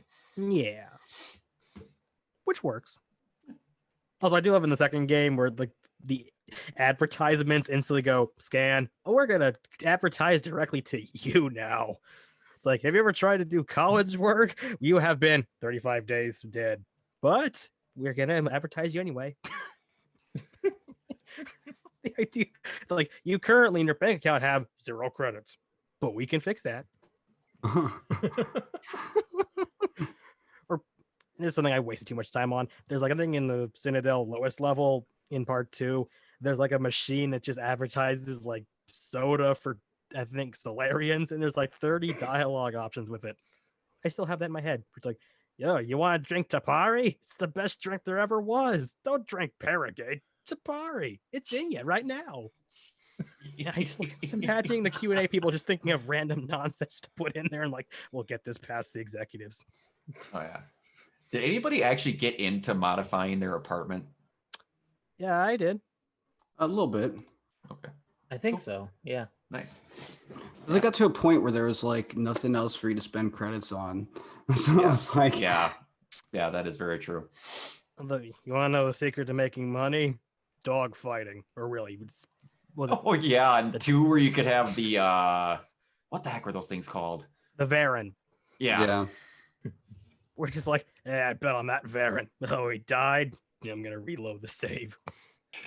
So you know what? I vaguely remember this, but like, okay, so if you trap Samara and kill her and have Morinth take her place, then if Morinth survives Mass Effect 2, then she appears in Mass Effect 3 as an indoctrinated as the Banshee, basically. Yeah, as a that is Banshee. correct on Mhm. Earth. yeah. Yeah. The last Banshie Yeah. fight on Earth is her. There's another cool part Yeah. also. If you never visit Grissom Academy with Jack, she comes as one of the samurai that you face when you're going Oh, to yeah.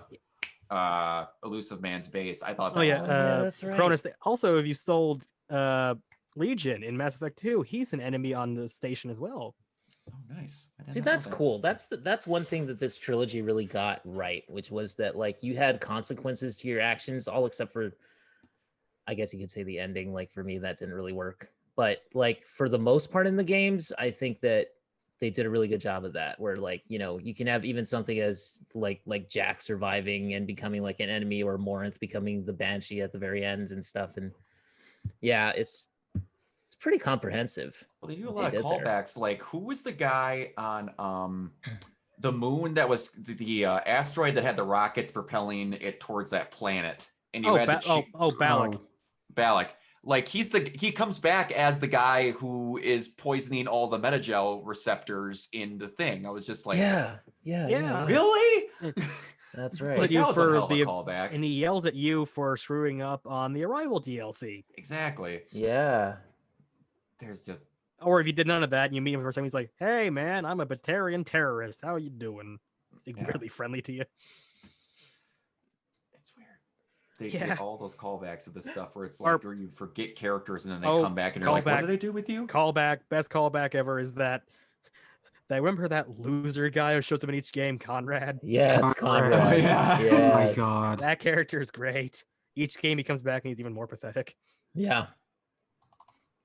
So man, I forget so much about those little random itty bitty side characters that come I in. know, me too. This is making me actually want to go back into a full replay. And the best thing is if you screw Yeah. up with him on each game, he dies in a hilarious way in like a radio announcement. It's like in the first game, if you tell him to just piss off, he goes like, some random human got in a fist fight with 2 Turian thugs and was promptly punched to death. More at 10. And then in the second one, if you tell him to piss off, it's like he tried to attack 2 teenagers who were stealing a bus and was sucked into a turbine. And that is making me like the PS5 comes out next week and I have one pre-ordered. If I had a month, I honestly think I would replay through the freaking trilogy plus Andromeda again. I might Oh, do yeah, that with the Xbox Series X. Ah. Maybe. Okay, so what if they don't go with a remaster announcement, and what if they go with like an announcement for the next one in the series? I the honestly next game in the think series, I Steve. honestly think for the good and hope of that series, it would be a lot better for them if they did the remaster. Because agree. if you just buckle down, you doesn't even have to be a great remaster. All it has to be is acceptable, good, clean with no bugs, and a lot will be forgiven. Yeah. Because What would you want yeah. fixed first about even a remaster? What would you want fixed? Mhm. What would I want fixed? Yeah, or improved. Other than some bugs. Other than some bugs, I honestly, if you could go back, this is way too much versus changing the actual games. If you could go back and make, when you asked about how much we like romance options, if you could make the romance options more varied, like change dialogues, like in the first one, Mhm. if you played it on PC, there's dialogue for certain romance options that just aren't available if you play it on console because they just took them out. Really? Like you could do certain sex ones that you couldn't do on console, but you could do it on PC, and they just completely never did it again after that. And there's some add-ins with that. It's maybe throw some weapon variety in. I don't know if there's actually a lot that I would quote unquote fix. Maybe do away with the run button. Yeah, In Mass or Effect they 3. could do like the fact that you just That's get the worst is in one. The Yeah. stamina in one is It goes over like Yeah. in 2. You run as fast as a couch potato on the. Yeah. No, you know what they can fix? Get rid of Omnigel in one. Yeah. Yeah. Just away with it. Because it's like, okay, here's your button sequences. Triangle, it's gone. But I did it 100% correctly. Well, you didn't do it at light speed, so you did the combo incorrectly. You want to give me 50 Metagel or Omnigel? Come on, buddy. You were selling all your stuff, weren't you? You got 1,000 on you, don't you? Oh, you don't? But Even to the point of where Shepard and Liara in 2 go, remember back in the day when you could just slap Metagel on Yes. everything? Yes, It's like those were terrible Omnigel. days. It's like, man, that was a real security hazard. God.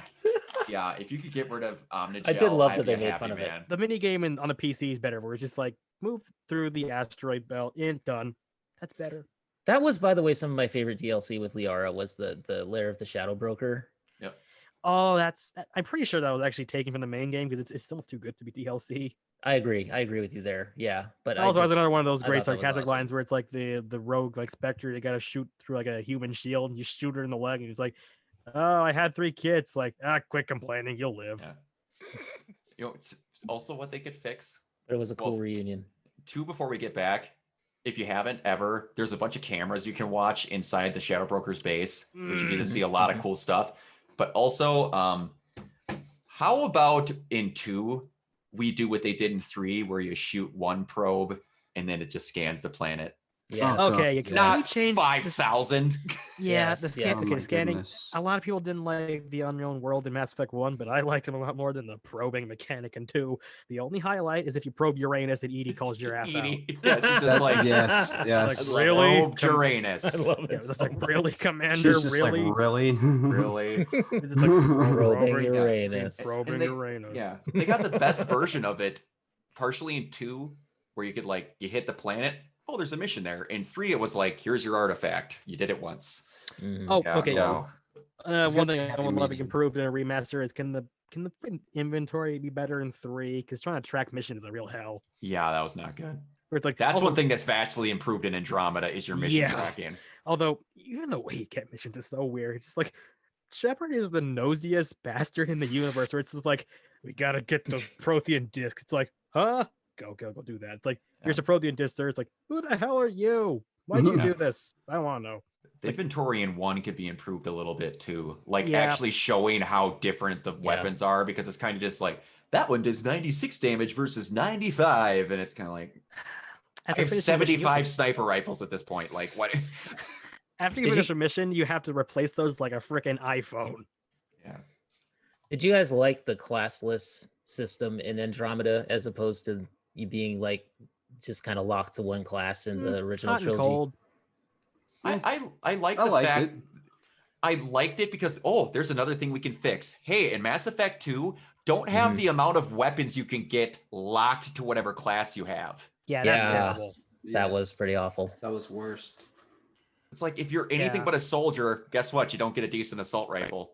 Oh well. Oh, okay. Another thing, if we're gonna repatch the first game, can we please change the combat bars? Because I had to mute the TV after a while after hearing "I will destroy you, I will destroy you." Oh, God. He made fun of that in 2, and now I'm so happy because that line's burned in my head. Please stop. Yeah.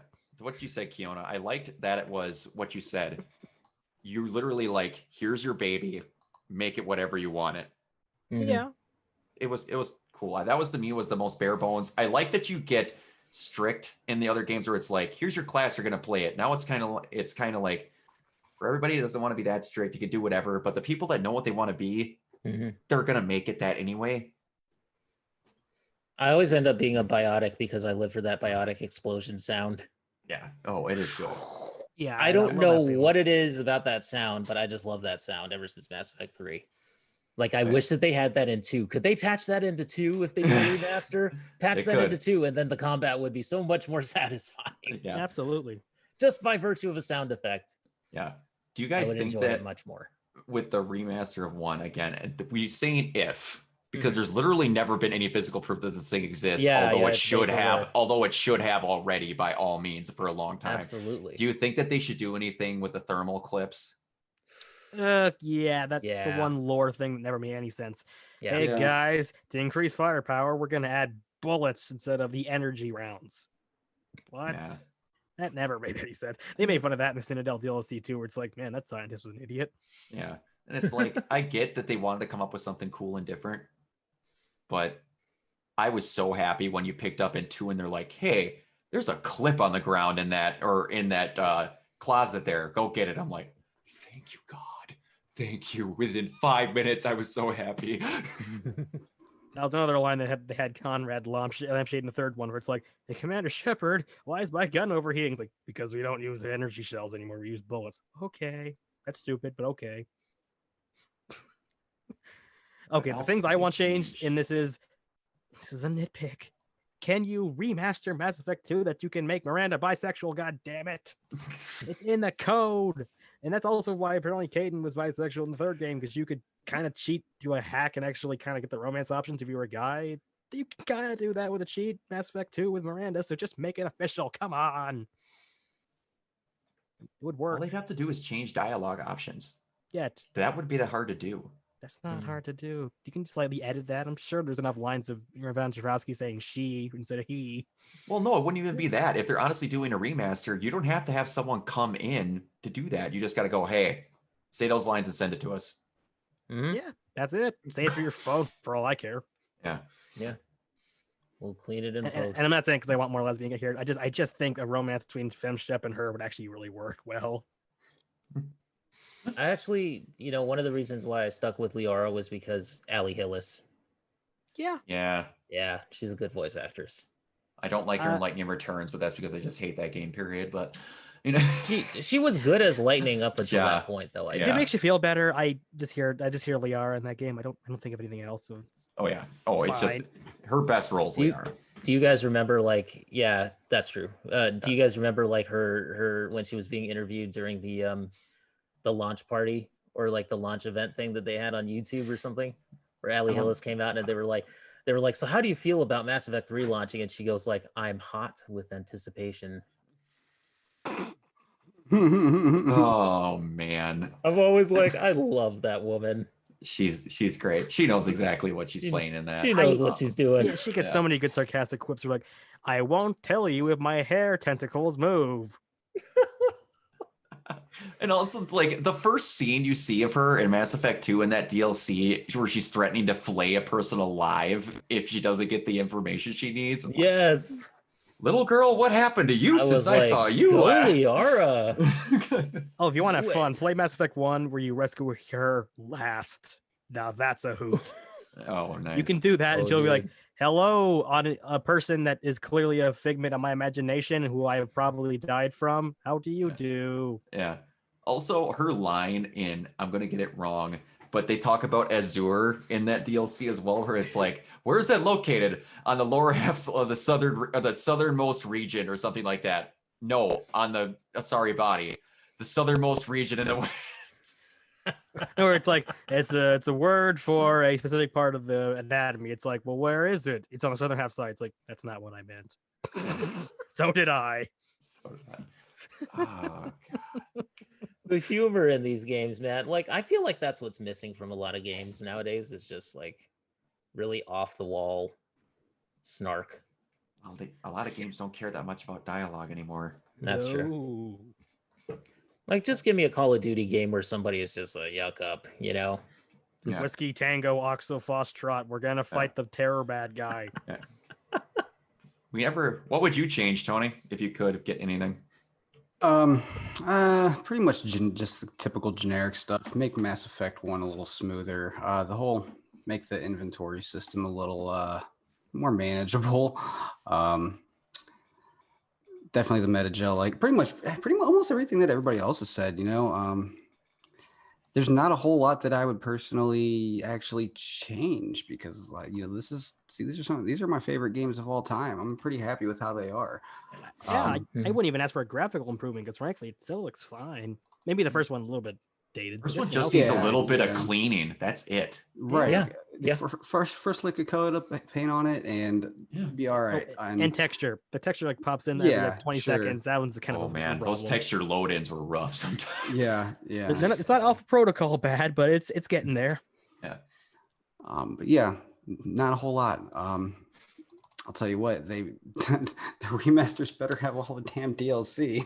Oh my god. Dude, they better not charge us for that again. Dude, Yeah. if they charge for that DLC, Mass Effect is dead. Mass Effect will die with that remaster. They wouldn't will not dare. care. We're dealing with EA though. This is EA. This is I know. EA. But They I'm wouldn't just like, dare. that would be the death bullet. It would be I refuse to done. acknowledge even that as a possibility. Mhm. Could you fucking imagine if this game comes out, all the DLCs included, but for an extra $5, we change the ending. Oh my god. That I could imagine being that. I would pay Can that. you I would pay that for imagine? $5. I would pay that for $5. Yeah, I would do It's it. like, But hey, you guys, don't get to know what it is. It's just It doesn't the new matter. ending. no, It they say, doesn't like, matter. I would What do if it. it's what if you like it less? It's only $5. I would do it. Yeah, I would actually, do it. That I would take the scares me shot on thinking that. about it. I would That's take ever the since shot you on said that. it. Oh, Does anybody remember what the original ending supposedly was? Because that ending also sounds kind of bad. Something about the dark matter in the dark matter the energy or dark something matter, like where that. it's like the universe apparently is like dying. It's like a global warming Yeah, that doesn't analogy, and the sound creepers kill everyone to too save the great. I universe. Yeah, because then it And made the ending would have been Reapers- accept your fate and die, or kill the Reapers, but then the universe will die one day. It's like Yeah, that wouldn't have worked either. Speaking of those endings, we never mentioned it, but it's one of the coolest things, and I got it by accident because I never knew it existed. Did any of you just basically tell the Star Child to fuck off? Yes, I did. Yeah, I did. And then you get to see the time vault with Liara just like buried underground with a hologram, just talking about how the world used to be. I'm like, and the interesting thing about that was then at the end when the child says "so be it," his voice changes to sound like, what was the main? I think it's like Sovereign's voice, or yeah, no, it was Sovereign's Harbinger. voice? Harbinger. Harbinger. Thank you, Harbinger. Yeah. And then he's like, "So be it," and I'm just like, "Okay, there's some indoctrination happening." Did you say what you would change, Keona? Huh? Did you say what you would change? Pretty much, I agree with what you guys have said. So Okay. I think you guys covered it pretty well. I think I just said that the one thing I would change is like get rid of the run button. Oh yeah, you did say that. That's right. Yeah, and just remap the controls. Yeah, the controls. Yeah, yeah. That wouldn't be hard to fix. Make that like a dodge button, and then make it like an analog stick click to run. That would be Yeah. like an Andromeda, basically. Yeah. Yeah. Also give you more energy, and also Yeah. when your shield goes out in Mass Effect 1, can you have your character at least say something louder than lost shields? Because there's no indicator if your shields are down. Yeah. Oh, also in Mass Effect 1, holy mother of God, fix the grenades. Oh, the grenades were terrible. They're the worst grenades Oh. ever. I'm gonna lob this frisbee over here. Oh, it's gonna detonate in 5 hours. That's cool. Oh, I hated the grenades in Mass Effect 1 so much. It literally looked like you were tossing like a pog. Do you guys remember those pogs? Yeah, slammers. It looked like you guys were just tossing like one of those things and just like Here's this beer can bomb. Hopefully it'll go off in like a day. Man. here's a hockey puck for you. It's so bad. Jeez, I don't think I man. ever actually used one after. Yeah, and it's like it says a lot where it's just the tiniest little things. It's not like we want massive, vast improvements. These games are amazing. I will agree with like until the Horizon Zero Dawn sequel comes out, right now Mass Effect is my favorite series of all time. I have a feeling that will change with just how much I like Horizon, but it's like Tony said, these games are amazing. They're just little minute things that every game has. Everything has their little quirks. And you're remastering Mass Effect. You have to remember that. You cannot fuck this up. Mm-hmm. No. Please do not, Bioware, please. I'm not saying Bioware don't fuck it up. EA don't make Bioware fuck it up. Yeah, sure. Right. I mean, I know Bioware has their hearts in the right place, I hope. Yeah. I don't know, after Anthem, maybe not, but I gotta say though, like Michael Hogan from Battlestar Galactica, who played Colonel Ty on that show, was also in Mass Effect. What was it, Mass Effect 3? Yeah, it was Armando Bailey, the head security. Yeah. Oh yeah, he was really good. He's Did our you guys dark hear what time happened to him? shepherd. Did you guys hear what happened to him? Like he had some kind of like he fell earlier this year. I think he hit his head. He might not ever act again. Yes, I know. That's so sad. Love that dude. Yeah, I know. I love him too. I've loved him since like in Galactica, where he was like, where they started hearing the music, the Cylons started hearing the music in the ship, and he goes like, "It's in the fracking ship." Yeah. That guy is amazing. He's really good in the Thane loyalty mission with his son. He's great in that one. Yeah, he's great. He has has one such a of the delivery. weirdest voices ever, where he's a person that might have the most monotone voice on the entire planet, but has more personality than most people that get over exaggerated and everything. I've never seen somebody put so much personality into, yeah, I suppose we can let the kid go if you really need me to. I'm like, how are you doing that with basically talking like Microsoft Sam? How do you do this? I would love if someone did a version of Microsoft Sam with him where it's like, that was an error. Do you want to correct your mistake? These are dark times. Yeah. Now, if he voiced Sam, he just and he got a vast improvement in 3 too. He's really good. He's really good in 3. Sorry to tell you, sir, but Shepard just saved all your asses. He's so good. And then fucking Udina. My God, I hate Udina. Udina. Oh my God. Udina. I hate that they retconned it that Anderson can't be the councilman. Yeah. Oh, Keith David. But Anderson was a military guy anyway. Keith David is Anderson. Keith David. Oh, Keith David had me in tears at the end, man. Oh yeah. He really did. You did good, kid. You did good. Yeah, that's when I was like, end it here, I'm happy. End it here and I'm happy. Oh yeah, like the entire scene is great. He gets shot and he's just sitting there next to you, he just gazes up at the stars. Oh, well, it's like I wish you could have like just like whatever, you got rid of the elusive man, like you got to the thing and put the code, and then if you would have just sat down with him and watched like as the Reapers died off, and you die, kind of just perfect. Faded to black and stopped. That would have been it. That would have been the ending, and then Yeah. do like a little Epilogue, pretty much. Yeah, do an what epilogue they or do in the post extended script. cut where it's like all the characters' fates, and then like they put Yeah. the sign on the wall where your name. That'd be fine. That'd be You fine. could still do the breath with the chest plate at the end if you truly wanted to. You good. You could. Anything that will get me Jen Hale back in a Mass Effect. Exactly. Yeah. Also, that woman, I had Lilia's actually a few nights ago. Was going through just all her voice lines. She is so good with accents. She's done like a British accent, like 3 different variations of like a posh yeah. accent. It's like look at like Bastila from the first Knights of the Republic. That's like Bastila. it's Oh, a bit of a yeah. posh British accent. And then you look at like Bioshock Infinite. Her character's kind of like a almost slight like lower class accent. But still, she's so good with accents. She's also in she's in so many games that I don't realize. She's in The Last of Us 2 for like 30 seconds, or The Last of Us 1 for like 30 seconds. Really? When you play The Last of Us 1 and you get out and Ellie gets checked that she's infected, when the cops are chasing you through that torn down house, Yes. she's one of the 2 or 3 guards looking for you. She has like 2 lines. That's her.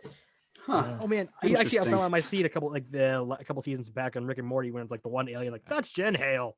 Yeah, she's one voice where it's like, hold on, that was Jen. I know for a fact that was Jen. That that woman's voice. Yeah, I got like, to meet her, and I never took Oh. a picture though. But I got an autograph from her, and I Okay, got a hug from her. How many cast members have you actually met for Mass Effect? I met Steve Blum once. I met Steve Bloom.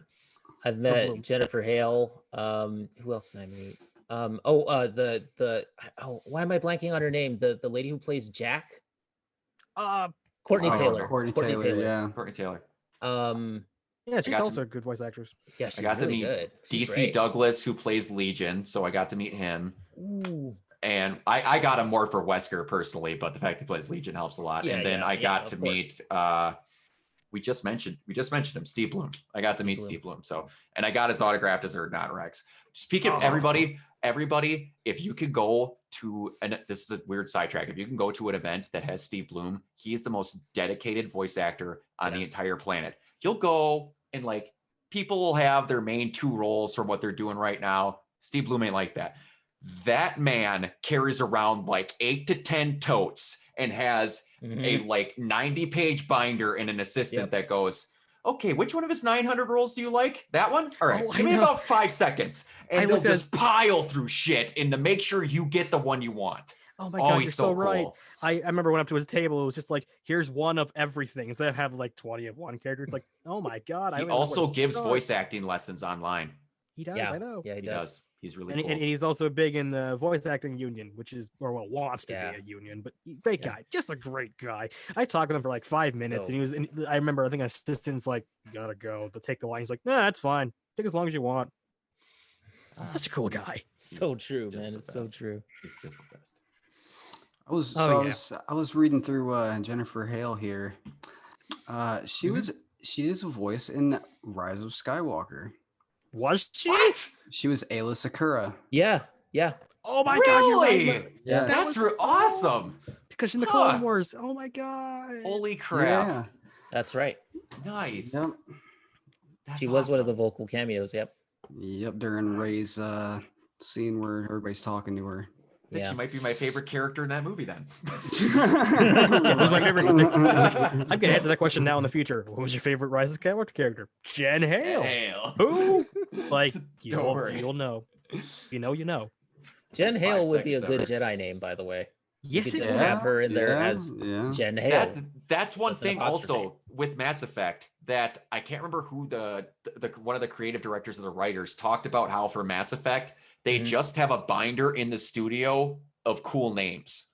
Yeah, that's one thing that they really like. They just have names made up, so when they got someone, they could just go to it, and they just because that's one thing they concentrated on, like Thane Krios, Garrus Vakarian. They always have great names. Yep. Miranda Lawson is an awesome name. Miranda Lawson. Yes. Like I wish like a thing of awesome names for characters like this. This is like Ray Bradbury, who's really good coming up with fake names. This is like on par with him. Yeah, it's really good. I forgot Freddie Prinze Jr. was in there. Yeah, he was. Yeah, It was I remember James. there was actually a James. minor controversy before James Vega. James Vega. when the game was coming out. I remember there was like a minor controversy. Everyone's like, "What is this? The Jersey Shore?" Where we got I know. Yeah. him in there. We got Jessica Chobot. Like, what's going James on? the Situation Vega. He's fine. Not bad. He He was better than I thought he would be. Yeah, he was definitely Oh, different. He was damn. one person I thought I was gonna hate at the start of that game and ended up Oh liking. yeah. Mhm. Oh yeah. Yeah. Yeah, for he sure. was Yeah. like okay. He was your typical He's nobody's favorite, but frat he's boy. all right. Did you guys watch the anime movie? No, I've What never was it gotten a chance called? to. Oh yeah, I did. Paragon Lost. I Yep. think I Um, bought it. Yeah, because it's that his came out when I was backstory working at on Horizon. Blockbuster. Yeah. Is it good? It's pretty Yeah. good. Cool. It's decent. If I'm not mistaken, it was on some streaming service. If it's Look not that up. anymore, It's on it like was. Tubi or one of those weird ones. So, yeah, it's on something. It's definitely worth a watch. It's not very long. It's maybe like an hour and a half. But Okay. And you know what? Cool. You know what really Shot. matters? You remember the April Fool's Day thing by Bioware a couple like in 2009, where it's like, yeah, we're gonna have the animated adventures of Commander Shepard with choices every week. Oh God. was Oh God. It was like a quick animated thing they That- threw together in like Microsoft Paint. It was cute. That reminds me of like Twitch plays Pokemon level of that would just be. Oh my God. Oh my Twitch god. remastered Twitch integration of Mass Effect, where the crowd decides if you're an asshole or not. That would be awesome. That would be awesome. Oh my gosh, you don't get to choose what you say? Yeah. Oh, that'd be one of the best or worst versions of that game ever, and I would need to play it. You Yes. bipolar Shepard. Right. Oh, that'd be the best. It's like, I love you. Shoot. Can you imagine just getting into a dialogue scene and then seeing voting tally up for the options where you're like, Yeah. shit, no. Tell me more button as one. Oh man. Or all you do is like, all you have is like presidential quotes Oh god. as dialogue options. No, because the entire time it would just be the elusive man going, I am not a crook. Yeah, and then like Jacob's So gonna go, Shepard, what do you think about this? Person, woman, man, camera, TV. And Saren's gonna say, well, shut up, man. Just shut up. Just shut up, man. She's like pointing to like Joker and Edie as she says all those things. Man, for real Oh, though, man. I need to play it the version of Mass Effect where you get Twitch integration and they get to pick your lines. That might be the best idea for a version of Mass Effect I've ever heard. Yeah, that no sounds joke. amazing. That would be fun. Oh, that's never gonna happen, and that upsets me. Yeah, Damn you're- it! That's you're such gonna a go for good it. idea. Just imagine like you punch like the reporter. It's like, you stupid jellyfish. Oh, but I support Hanar. They're very good. Like, it would result in so many good YouTube compilations of just bipolar reactions. Oh man, bipolar shepherd. That's what you just have to call it. Bipolar shepherd. That's all Yeah, you need right. to call it. Or schizophrenia shepherd, one of the two. But There you go. I love you, Joker, but I hate you. oh man, that'd be awesome. Man, there's still so many people in this cast list that I'm like, holy shit, I forgot I know, about them. I know. Yeah, There's so man. many people where it's like, they got that guy, I got Like her. Laura Bailey, Yep. Troy Baker. Yeah, he's the It's Kai he's- Lang. Kai Lang. Thank you. Yeah. Oh my god. Oh, did you? Yeah, who killed Kai Lang or who like fought him off I did. when he first came off? When he first like comes after you in Mass Effect 3, who was Yep. like the Fuck person that that actually guy. goes and fights him? Thing. I did. For me, Yeah, it was Thane. Thane. Yep. Yeah. Damn. When you get to oh dude, the first time you played the boss fight against him, Oh. holy shit. When he Mhm. killed Thane, I was like, dude, you are dead. No, you're dead. Everyone does that renegade interrupt, even if you're the most moral person. Heck yeah. No, Heck I'm just yeah. gonna No, break your there's sword no and stab way. you. That's one thing I would like changed, honestly, in the third game. To me, it was kind of awkward where you're like, okay, I obviously didn't kill you. Chill there for 2 minutes while I type in this chair. Oh, you're coming. Like, that's a little bit where I was kind of like, I like you stab him and you say, that was for Thane, you son of a bitch. That was really great. But I was Mhm. just like, that little lead up was awkward. But yeah. Yeah. Also, maybe if they do a remaster, you could give more lines to the Kirihei version. 'Cause he could just stab and falls over, and it's kind of almost hilariously abrupt. Yeah. But Like, that, he- yeah. But it was still a great moment. Oh yeah, I hold the line. I've been quoting that all week, by the way. You have Hold to- the line. You have to think of how many people they had in those games that they just don't. And they thought out of the box for all of them. Like, I had no idea who Yvonne Strahovski was before the Really? game happened. You didn't see Nope. Chuck? Nope. No? I wasn't a big TV watcher Okay. outside of stuff like that. So when then she came, and then all of a sudden it's just like I wanted to watch everything that she was in. And then it's like I was one of the people that was like, she's an I Frankenstein. I'm gonna watch it because it's just her. And Oh yeah, it's like I've seen some people go like, "Oh, she's just attractive and terrible," and then say like Dexter. I'm like, everyone's terrible and Dexter No. at a point. Don't judge her on that. Yeah, Play Mass she's- Effect. She's awesome. But then it's like, again, who are we gonna have play the shady kind of weird businessman? Martin Sheen. Martin Sheen. Mhm. Like, and then he just nails everything. Oh yeah. Like, that was a casting where they knew exactly who they wanted to be. Almost like, I believe they're like, we should have Martin Sheen do something. What would he be really good at? Do you remember when he was in the West Wing? Let's make a crooked businessman version of that. Yeah, Like, it's evil President Bartlett, and that's awesome. oh, so good. Also, my favorite detail is apparently he doesn't smoke, so they had to have him stuck on a pen for every time he's smoking a cigarette in the game. Oh, really? Okay, that's Yeah. cool. It's Nice. just like I'm just imagining him going like, "Okay, Shepard, we gotta save the day." On his pen. Who were some other big like token celebrity things in there? Because there was a couple. There was like they obviously put Chobot in there. Mhm. I know there's a couple others that I'm not thinking of. We already talked about Buzz Aldrin. Yeah. Which is awesome. Yeah. Yeah. That was a great one. Just for an end credit scene, you get to have him there. That was just Yeah, it's like I really have a nuts. weird feeling that if they had made this game when Alan Shepard was still alive, it probably would have been him. Yeah. Yeah. I also yeah. imagine with Andromeda, they probably would have snuck in Sally right if she hadn't died. Yeah. Yeah, totally. You know what's gonna happen? I'm gonna be honest. If we get like an Andromeda 2 or a Mass Effect 5, 4, whatever they do, whatever how they label it, you know who's probably gonna be one of the first celebrity guests? Elon Musk. Don't ruin this already for me. Mm. But I could see them making it work. If anyone could make it work, it would just be, you know how much they could make him like an unbelievable douchebag businessman trying to sell you stuff for your ship? Could I believe I it? could see a really cool, just snide jackass character. Like, and again, you could punch these people. Right. Like, Yeah, true. God, Just don't bring him and Joe Rogan on at the same time, please. Oh my god. Hey, we're gonna listen to our new space DJ. It's played by Alex Jones. Oh my god. Oh. The Genophage is giving us all AIDS. Dude, I'm gonna be honest with you right now. If they let Alex Jones just be admittedly stupid, like I can't remember who it was when they put Andy Dick on the radio in San Andreas. Make a version of that where it's just like it's the stupidest shit you've ever heard, but someone else wrote it so they don't get too out of line. Okay. Like not quite there's chemicals in the water making the frogs gay level of weird, but you could just have him be something. If you put a leash on him, I think you could do something cool with having him be a radio personality. He should be like that Batarian preacher from Mass Effect 2. It's going like, it's the humans who did it all. You're a blight. Oh yeah. Oh god. Oh They did have that, yeah. yeah, they did. Hmm. They had some serious moments in those games, like that mission with Morinth when you have to investigate that daughter that got killed. Mm-hmm. That shit's heavy. There's some heavy shit in there. Yep. Oof. And then like Jacob's They got loyalty dark. mission.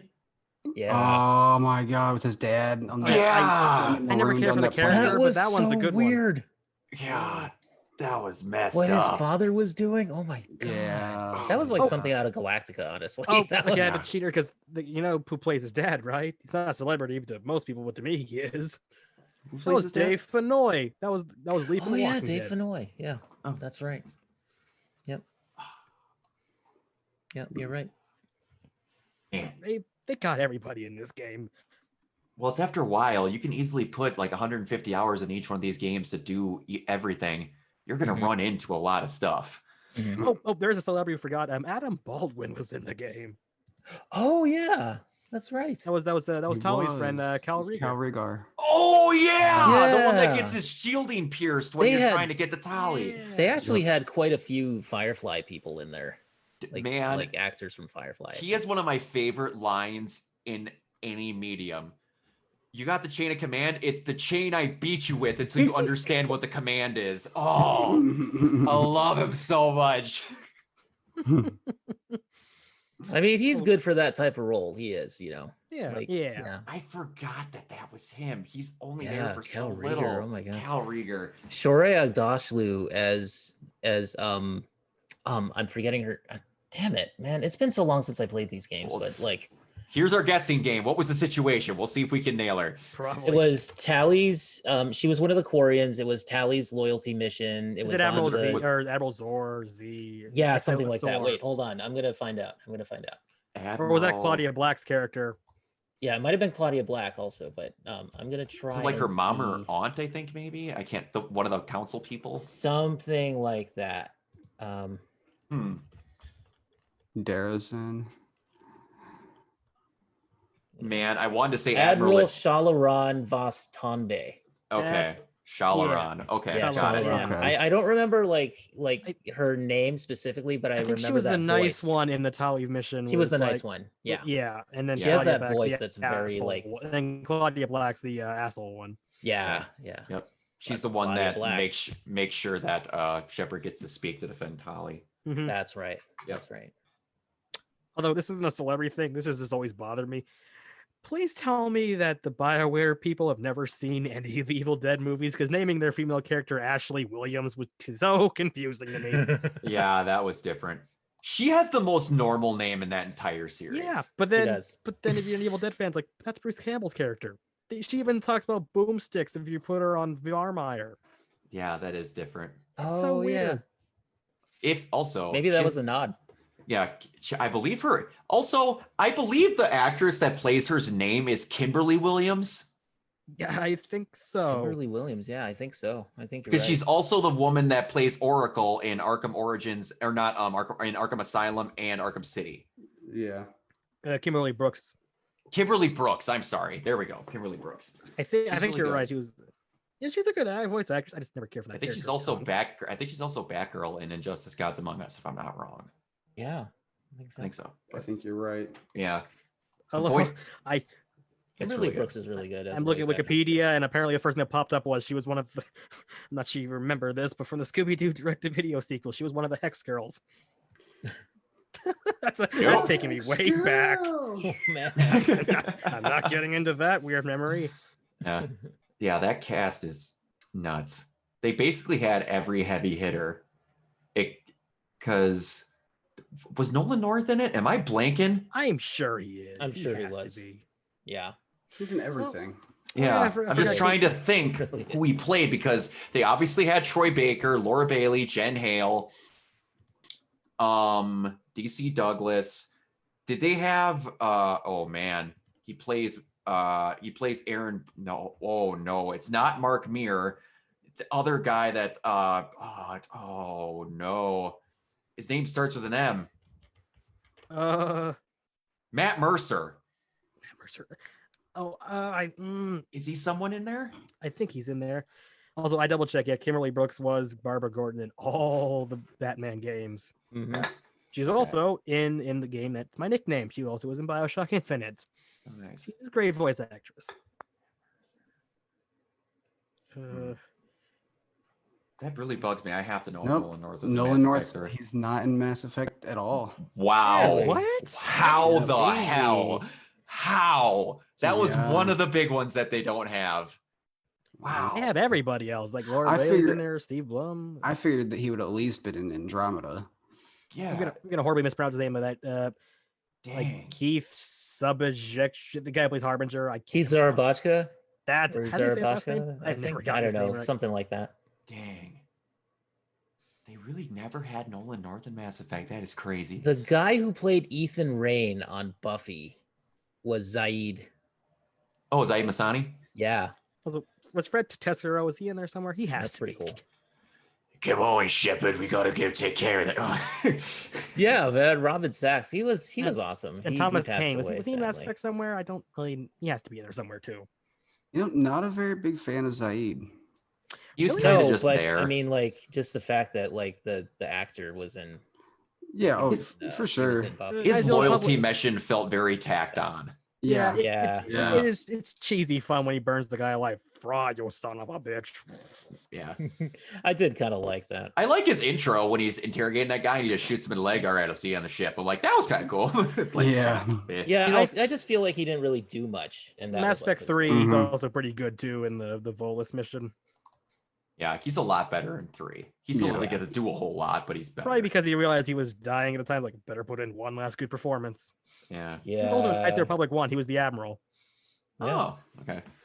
But that's one thing that Second was, BioWare was also really good about, where it's like, once you do a BioWare game, you're gonna do almost every BioWare game moving forward. Like one of the again, BioWare prefers their female voices, I swear, because the female Inquisitor is the same woman that voices Samantha Trainer.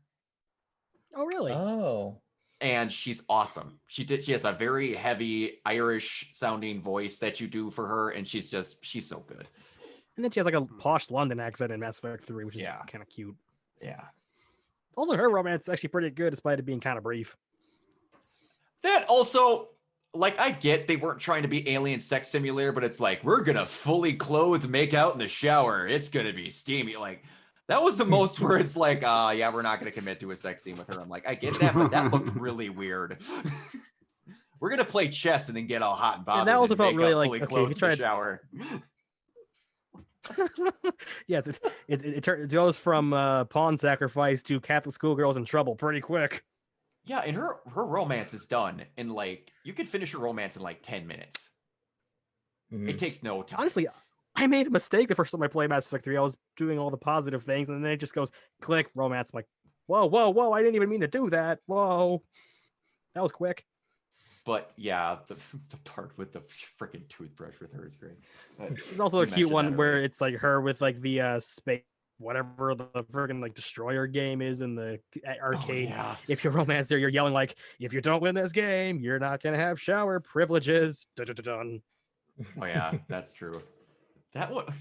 That game was so weird where it's like the person basically has an anaphylactic seizure and then like falls on the ground after she loses. It's like space battleship meets like the shock test from Ghostbusters. What is this?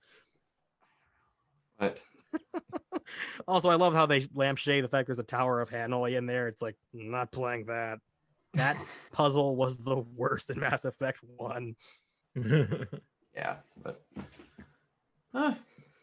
there we could Dude, even like, Armin Shimmerman was in this.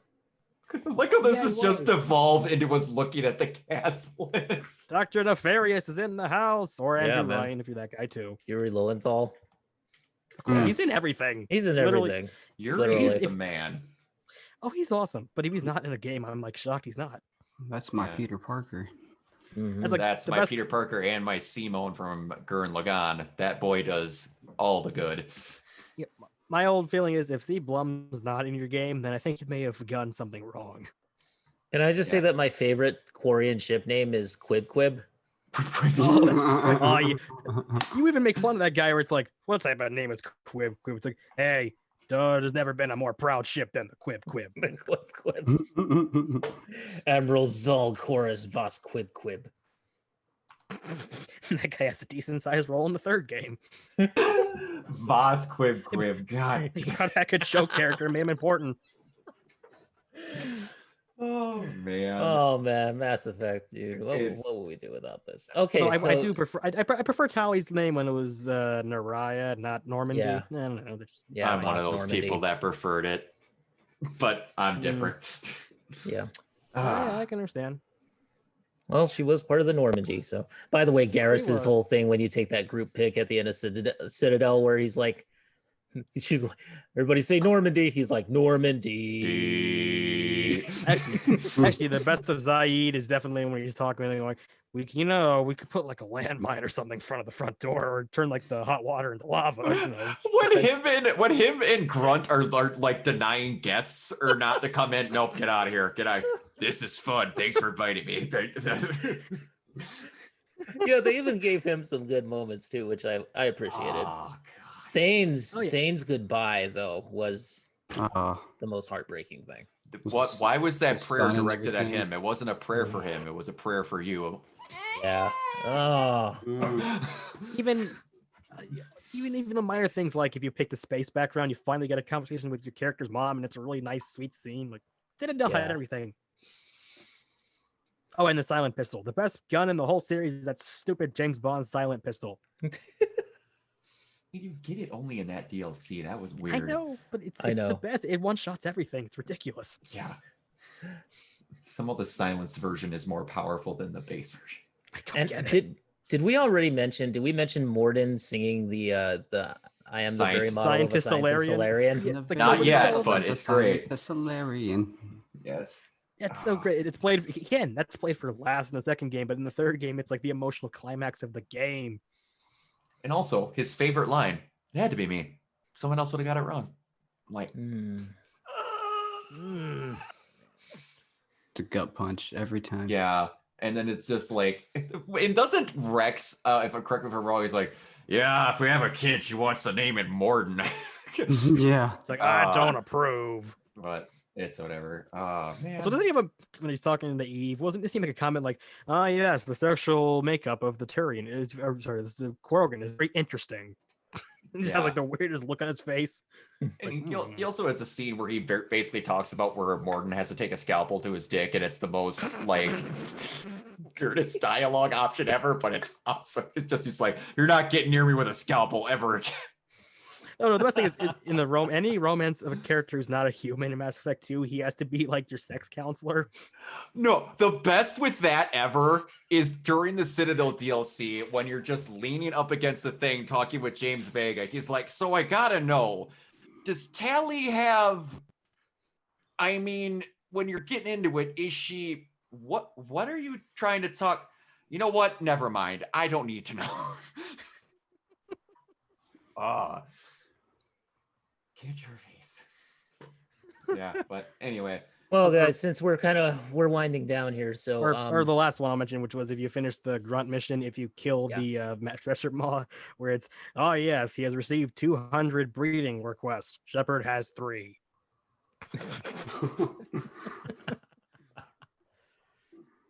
That's great. Oh my god. That's what I mean. That's why Mass Effect resonates so much. It's full of these characters that you don't forget about. It's full of these moments that you don't forget about, and it's like I didn't mention, like, I thought that Miranda's loyalty mission's really good with their sister having to like look on and like she doesn't want to talk to her because it's like I've never known her my whole life. I'm like, that's really well done emotion. And it's for a character that starts off with Steve Blum calling her an ice queen bitch. Okay. Yeah. Before you end quick, there's 2 people that we did not mention that are in this game that are really good. Jim Cummings. Yes. And in Arrival, Lance Henriksen is in the game. Oh, Lance he's in all that's 3 right. games as Admiral Hackett. Yeah. Oh, God. Where it's like, is this really a Cerberus vessel, Commander? Anyway. Well, let me tell you, if there is no other announcement on N7 Day except that you get a Blasto top-down 2D shoot-'em-up game where the end boss is Marauder Shields. Oh yeah. I would be totally fine with that. No, the end boss has to be what the hell is Harbinger's half brother? What the hell was yeah, that? like the mid boss. The mid boss. Slugbar mid boss. The mid boss would be controlling he comes in riding his half brother. And then at the end of the game, all of a sudden you see Shepard wake up. Marauder Shield and he just shoots Sluggo and it ends. And the Vorcha ambassador at the same time. Oh, and then it just at the end of the game, he shoots it and goes, all right, that's enough of that. He walks away, it cuts Mass Effect Trilogy Remaster coming out at blank. Oh yeah, it's like the last one. It's like, no, don't shoot me. Enkindle this. God. That would be amazing, man. That would be amazing. Oh my god. I yeah, it's some comic book. It's called like it's Blessed of the Jellyfish Eternities Forever. They went all the way. Where I think he has like 8 tentacles. He's like romancing like 3 women at the same time, which was a reference to the first line, I think, in Ilum, where it's like, our producers would like to admit that Blessed of the Jellyfish Stings is not a derogatory phrase. He has a babe in every spaceport. Well, bang, Space. okay. Oh, Yeah, he had to mention it once. awesome. Greatest meme ever. Oh, And that's why Alright. Shepard's better than Ryder, because there was never a line as good as Will Bang, okay?